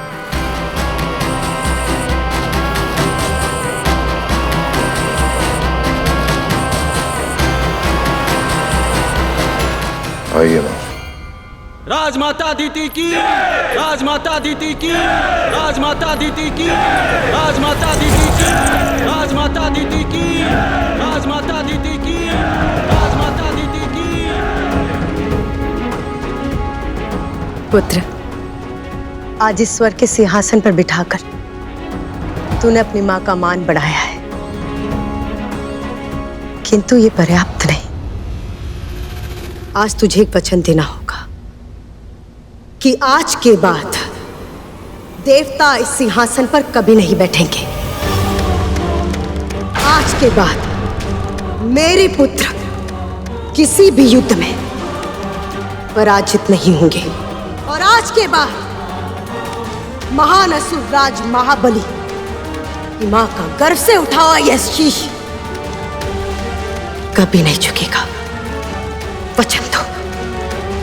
मैं वचन देता हूं मां, जब तक देवताओं का समूल नाश नहीं कर देता मैं शांत नहीं बैठूंगा। असुरराज महाबली की, असुरराज महाबली की, असुरराज महाबली की, असुरराज महाबली की, असुरराज महाबली की।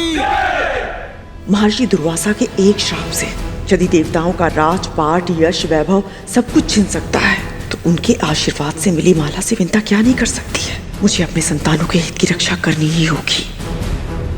इंद्र और अन्य देवताओं के अहंकार के कारण ही आज उनकी इतनी भीषण हार हुई है।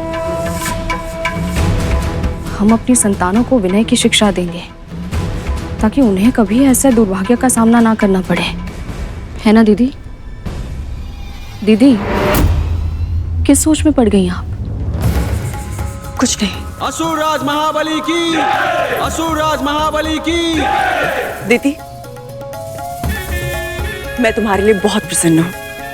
बहुत बहुत बधाई हो।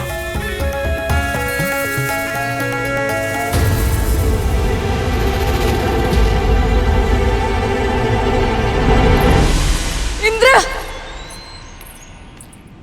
वायु, अग्नि, इंद्र,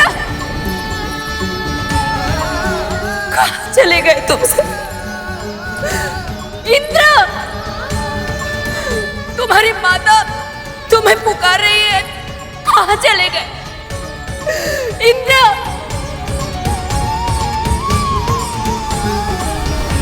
कहाँ चले गए?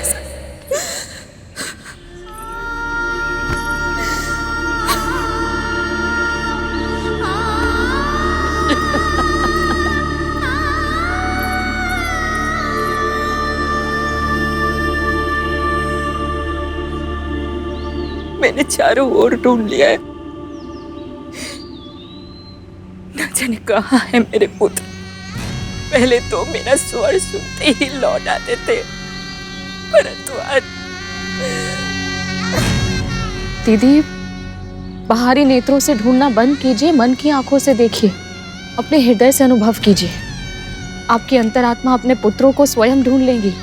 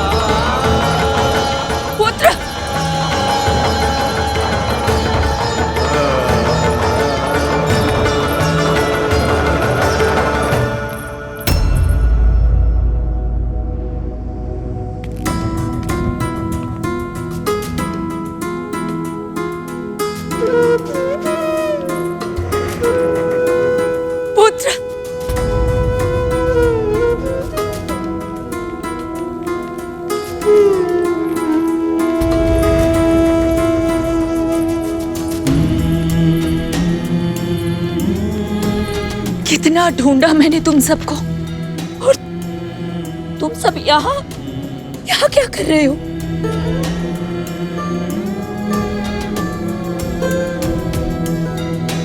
हम सब भयभीत हैं माँ।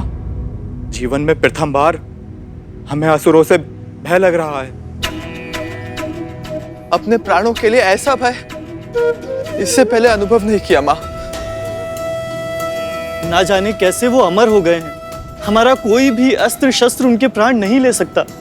और अब तो उन्होंने निश्चय कर लिया है कि वो हमें जीवित नहीं छोड़ेंगे। अपराध मैंने किया था माँ, किंतु उसका दंड मेरे इन भाइयों को और आपको मिल रहा है। और मेरा ऐसा दुर्भाग्य कि मैं कुछ कर भी नहीं सकता। पुत्र, एकता में बहुत शक्ति होती। जब तक तुम सब एक साथ हो, कुछ नहीं होगा तुम्हें। और जहां तक तुम्हारी प्राण रक्षा का प्रश्न है, तो पुत्र, जहां समस्या होती है वहां समाधान भी अवश्य होता है। और तुम्हारी मां वो समाधान अवश्य ढूंढ कर रहेगी।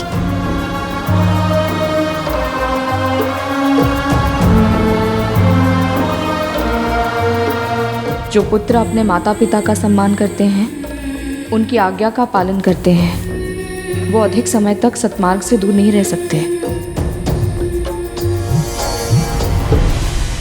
जब से महर्षि दुर्वासा ने भगवान शिव के वरदान स्वरूप मिली वो महान माला विंता मां को दी थी, कद्रुमा के मन में ईर्ष्या के अंगार सुलगने लगे थे। अपने आप को अपनी छोटी बहन विंता से उत्तम सिद्ध करने की हठ ने उनके मस्तिष्क में जड़ें जमा ली थी। यहां तक कि अपने पुत्रों के लिए प्रार्थना करते समय भी उनके मन में यही एकमात्र विचार हावी रहता।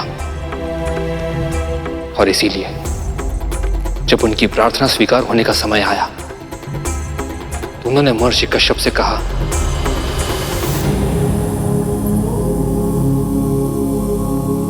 जो देवता, मानव, गंधर्व, दानव इन सभी से अधिक शक्तिशाली हो, जो विकराल विषधर हो, जिन्हें देखते ही शिराओं में भय का संचार हो। मुझे ऐसे एक सहस्त्र पुत्र चाहिए।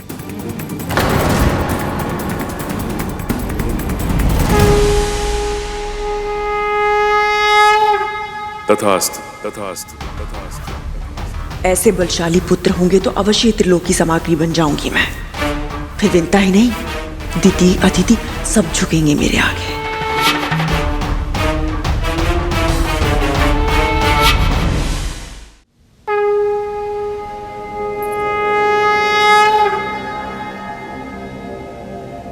देवी कद्रू की तरह आपका भी तप सफल हुआ।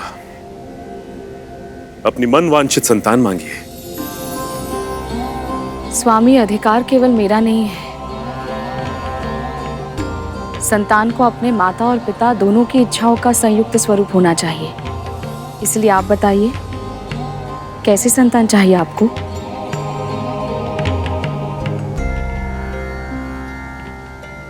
देवी, हम एक ऐसे पुत्र की कामना करते हैं जो माता पिता को अपना आदर्श समझे और जो संसार को ऐसी शिक्षा दे सके कि माता पिता की भक्ति से संसार का समस्त ऐश्वर्य पाया जा सकता है। एक ऐसे पुत्र की कामना जो संसार में देवों और असुरों के बीच के संग्राम को रोककर सृष्टि में संतुलन स्थापित करे।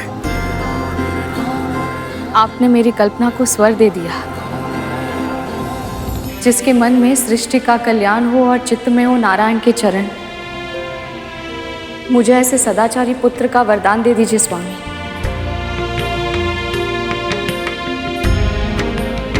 देवी कद्रू ने सहस्त्र पुत्रों की इच्छा व्यक्त की है, किंतु आप केवल एक ही पुत्र चाहती। इसे जो धारण करेगा उसे ऐसी प्रतापी संतान प्राप्त होगी जिसके नाम और यश की कीर्ति समस्त ब्रह्मांड में फैलेगी। आप सही कह रहे हैं।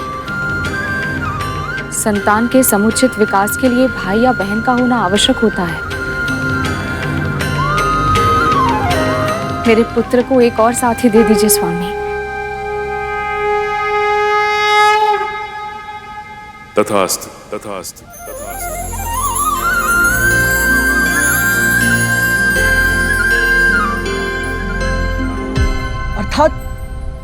अर्थात मेरा कोई भाई भी है, किंतु भैया माँ ने तो मुझे उनके बारे में कभी कुछ नहीं बताया। कौन है वो और कहाँ है? तुम उन्हें मिल चुके हो गरुड़। क्या? किंतु कब? कौन? सूर्यदेव के रथ के सारथी हैं वो, अरुण, तुम्हारे बड़े भाई। अंधकार को समूल नष्ट करने वाले श्री सूर्यदेव को मेरा प्रणाम।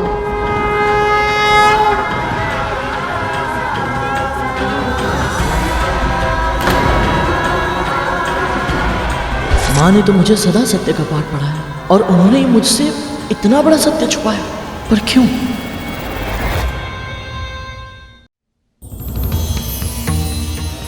कितना बड़ा मूर्ख हूं मैं। अपने सगे बड़े भाई को पहचान नहीं पाया और उन्होंने भी मुझसे कुछ नहीं कहा। क्यों? और इतना बड़ा सत्य क्यों छुपाया माँ ने मुझसे? संसार की प्रत्येक माँ जो भी करती है वो अपने संतान के भलाई के लिए ही करती है।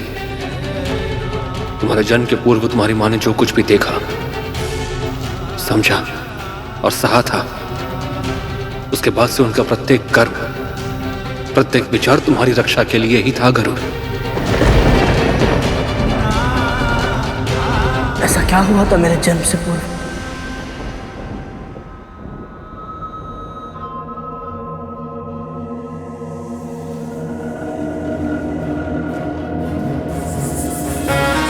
राजमाता दीति की, राजमाता दीति की, राजमाता दीति की। आज इस स्वर्ग के सिंहासन पर बिठाकर तूने अपनी माँ का मान बढ़ाया है। एक और जहां कद्रुमा अपने सहस्त्र डीमों के कारण उत्साहित थी, वहीं दूसरी ओर विंता माँ भी अपने दोनों पुत्रों के डीमों से बाहर आने की प्रतीक्षा बड़ी अधीरता के साथ कर रही थी। जन्म लेने के बाद तुम दोनों को शारीरिक और मानसिक रूप से सक्षम बनना है, क्योंकि जो अपनी सहायता नहीं कर सकता वो दूसरों की रक्षा कैसे कर पाएगा। संपूर्ण संसार आज भौतिक सुख के लिए व्याकुल है पुत्रों, पर तुम दोनों को उस अंतहीन दौड़ से बचकर आत्मिक सुख के मार्ग पर चलना है। सबसे पहले अपने परिवार की, फिर समाज की, फिर राष्ट्र की और फिर समस्त संसार की सेवा करनी है तुम्हें।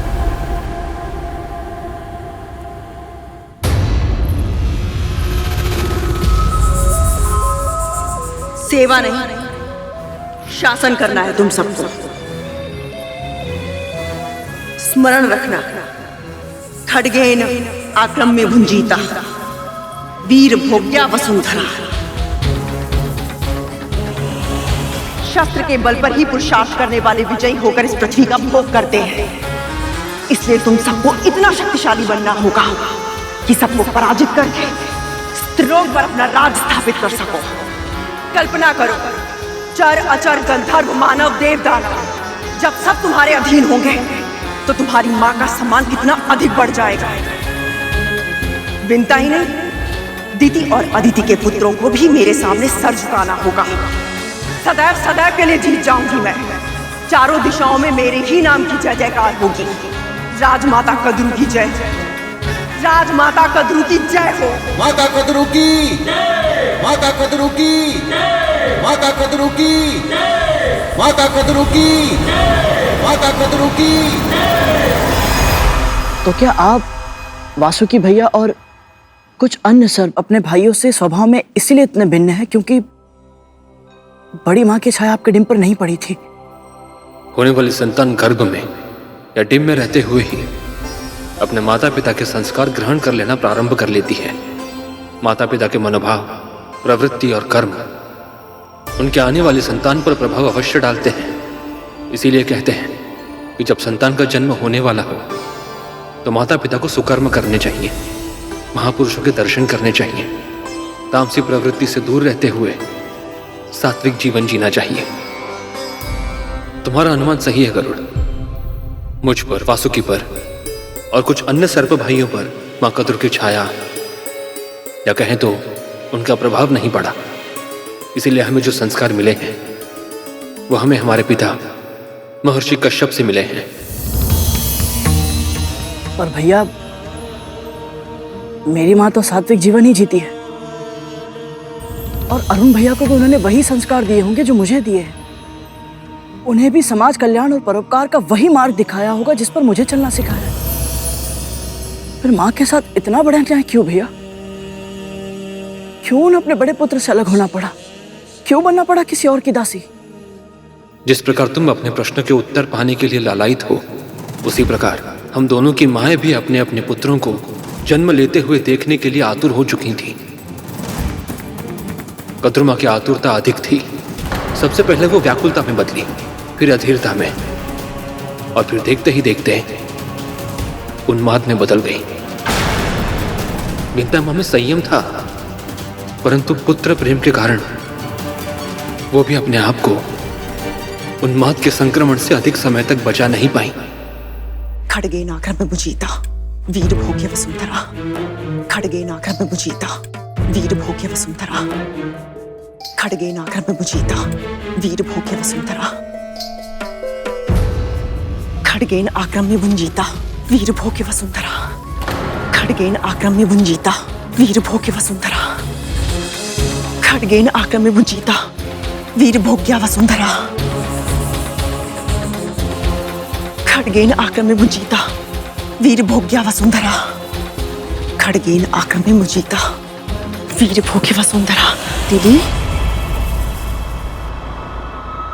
अब शीघ्र ही मेरे पुत्रों का जन्म होगा। जब वो पहली बार अपनी डिम से बाहर निकलेंगे तो मैं नहीं चाहती उस क्षण की साक्षी बनने से मैं चूक जाऊं। मुझे भी ऐसा ही लगता है दीदी। शीघ्र ही मेरे पुत्रों का भी जन्म होगा और संभव है आपके सहस्त्र पुत्रों से पहले मेरे पुत्रों का जन्म हो जाए। इसे जो धारण करेगा उसे ऐसी प्रतापी संतान प्राप्त होगी जिसके नाम और यश की कीर्ति समस्त ब्रह्मांड में फैलेगी। ऐसा नहीं होगा। दिव्य माला मिलने का अर्थ ये नहीं कि तुम्हें मुझसे पहले और अधिक मिल जाएगा। सबसे पहले मेरे ही पुत्रों का जन्म होगा। तो लगे शायद जिसके डिम बाद में फूटेंगे उसे पूरे महल को दीपक से सजाना होगा। स्वीकार है।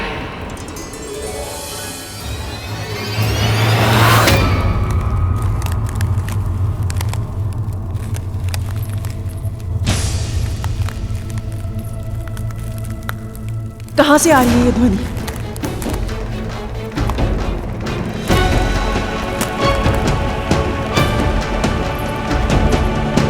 मन की आंखें वो भी देख सकती हैं जिसे देखने में तन की आंखें असमर्थ होती हैं। अब शीघ्र ही पता चल जाएगा कि इस ध्वनि का स्रोत कहाँ है।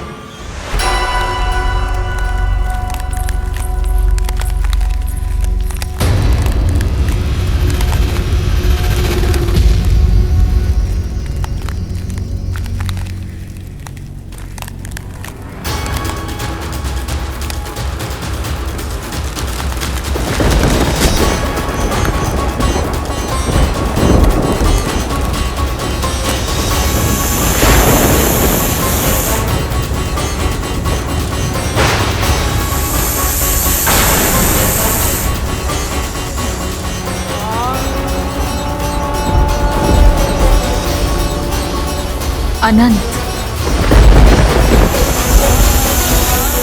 सत्य कहा तुमने। मेरा सबसे बड़ा पुत्र इस नाम से भी जाना जाएगा।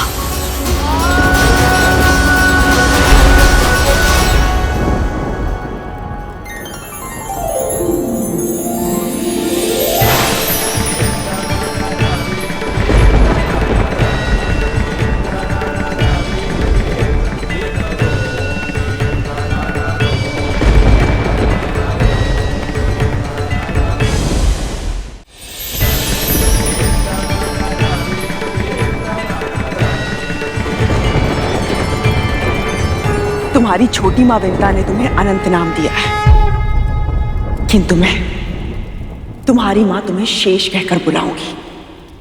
शेषनाग। तुम इतने शक्तिशाली बनोगे कि आवश्यकता पड़ने पर पूरी पृथ्वी का बोझ अपने कंधों पर उठा पाओगे।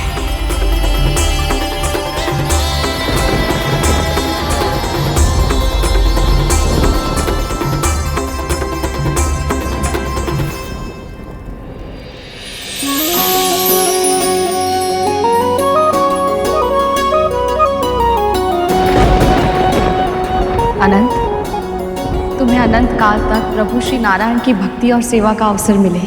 वंदे विष्णु भवभयहरं सर्वलोकैकनाथं। देख लिया, सबसे पहले मेरे ही पुत्र ने जन्म लिया।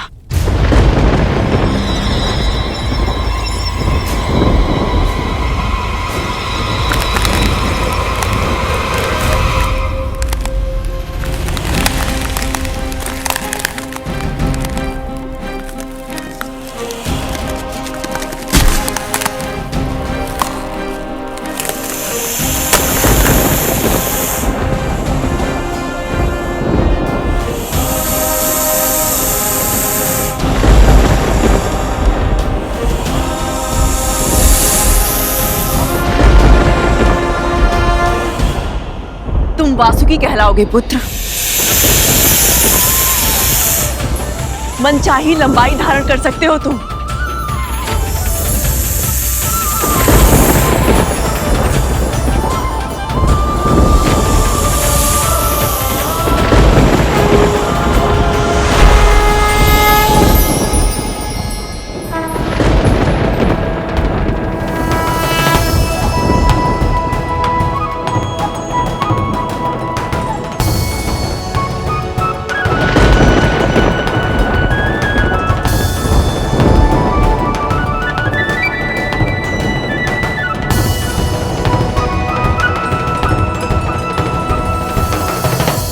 प्रणाम माँ।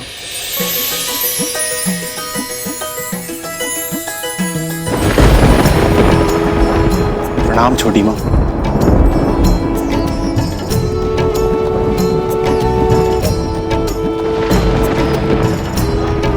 जैसे अनंत को नारायण की सेवा का सौभाग्य मिलेगा, वैसे ही तुम्हें मिलेगी महाकाल शिव की भक्ति।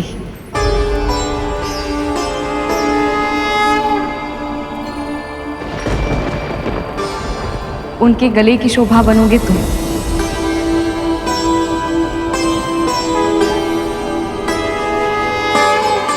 इतना मूल्यवान आशीर्वाद देकर आपने मेरा जीवन सफल कर दिया छोटी माँ।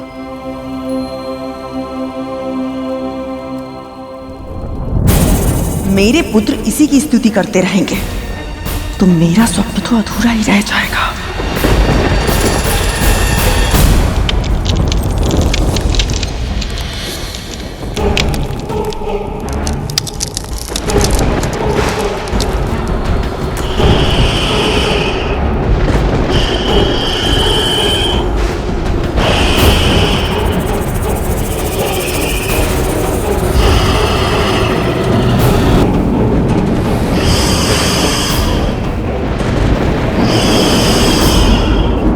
संसार में तुम्हारा स्वागत है पुत्र तक्षक।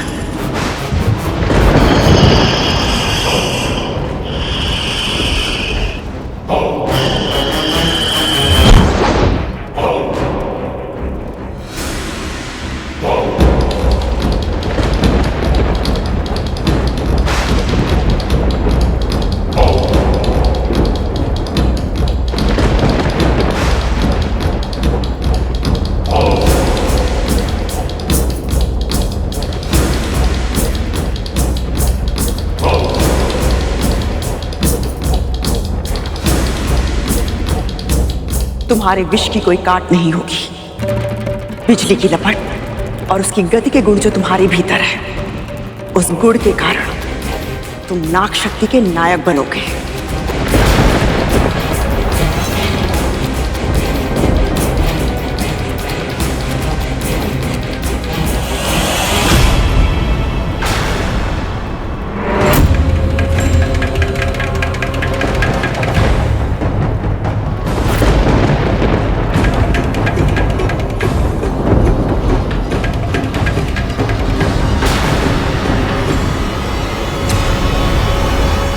तुम्हारी छोटी माँ है, प्रणाम करो।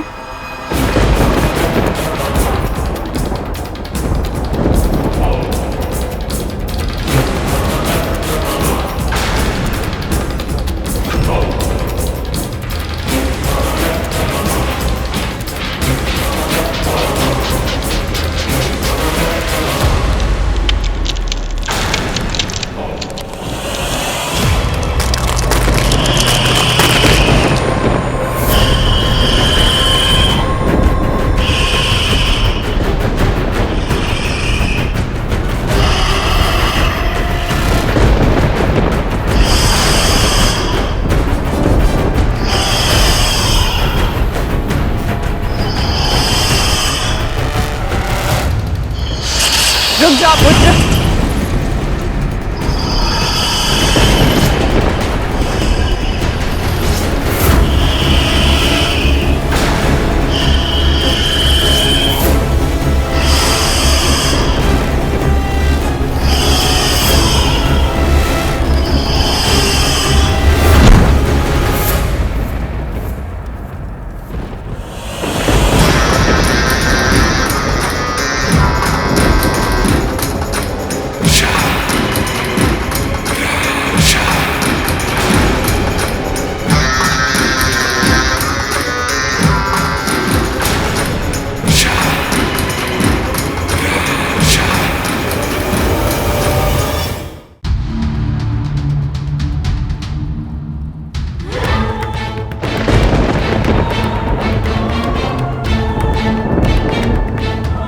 वाह पुत्र वाह, तेरी शक्ति अद्भुत है।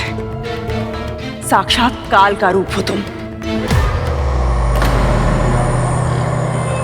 आज से ये संसार तुम्हें कालिया के नाम से जानेगा।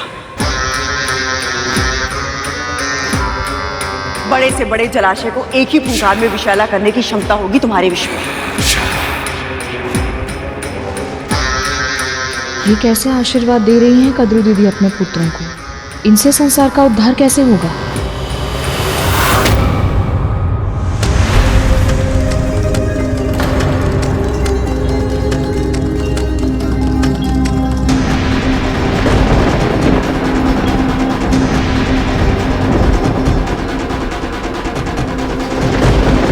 हुआ विंता?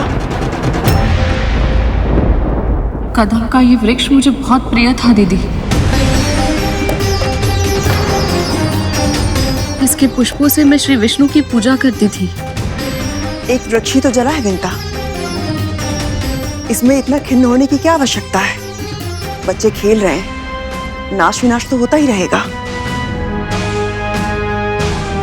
तुम नहीं समझोगी, तुम्हारी अभी तक एक भी संतान नहीं हुई है ना?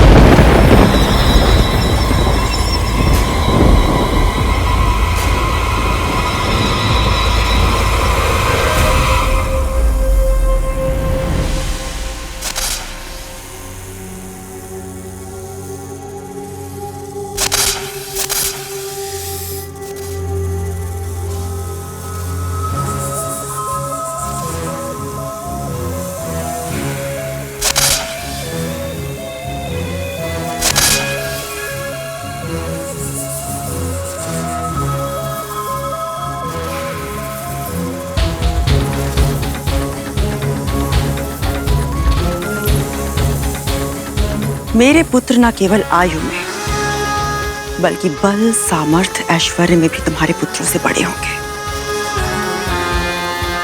मैं शर्त जीत गई विंता, और अब मैं अपने पुत्रों के साथ समस्त संसार को जीतूंगी। ये पुत्र नहीं, 1 सहस्त्र अस्त्र शस्त्र है मेरे, जो बड़ी से बड़ी शक्तियों को मेरे चरणों में झुका देंगे। समस्त संसार इनसे डरेगा और मेरा सम्मान करेगा।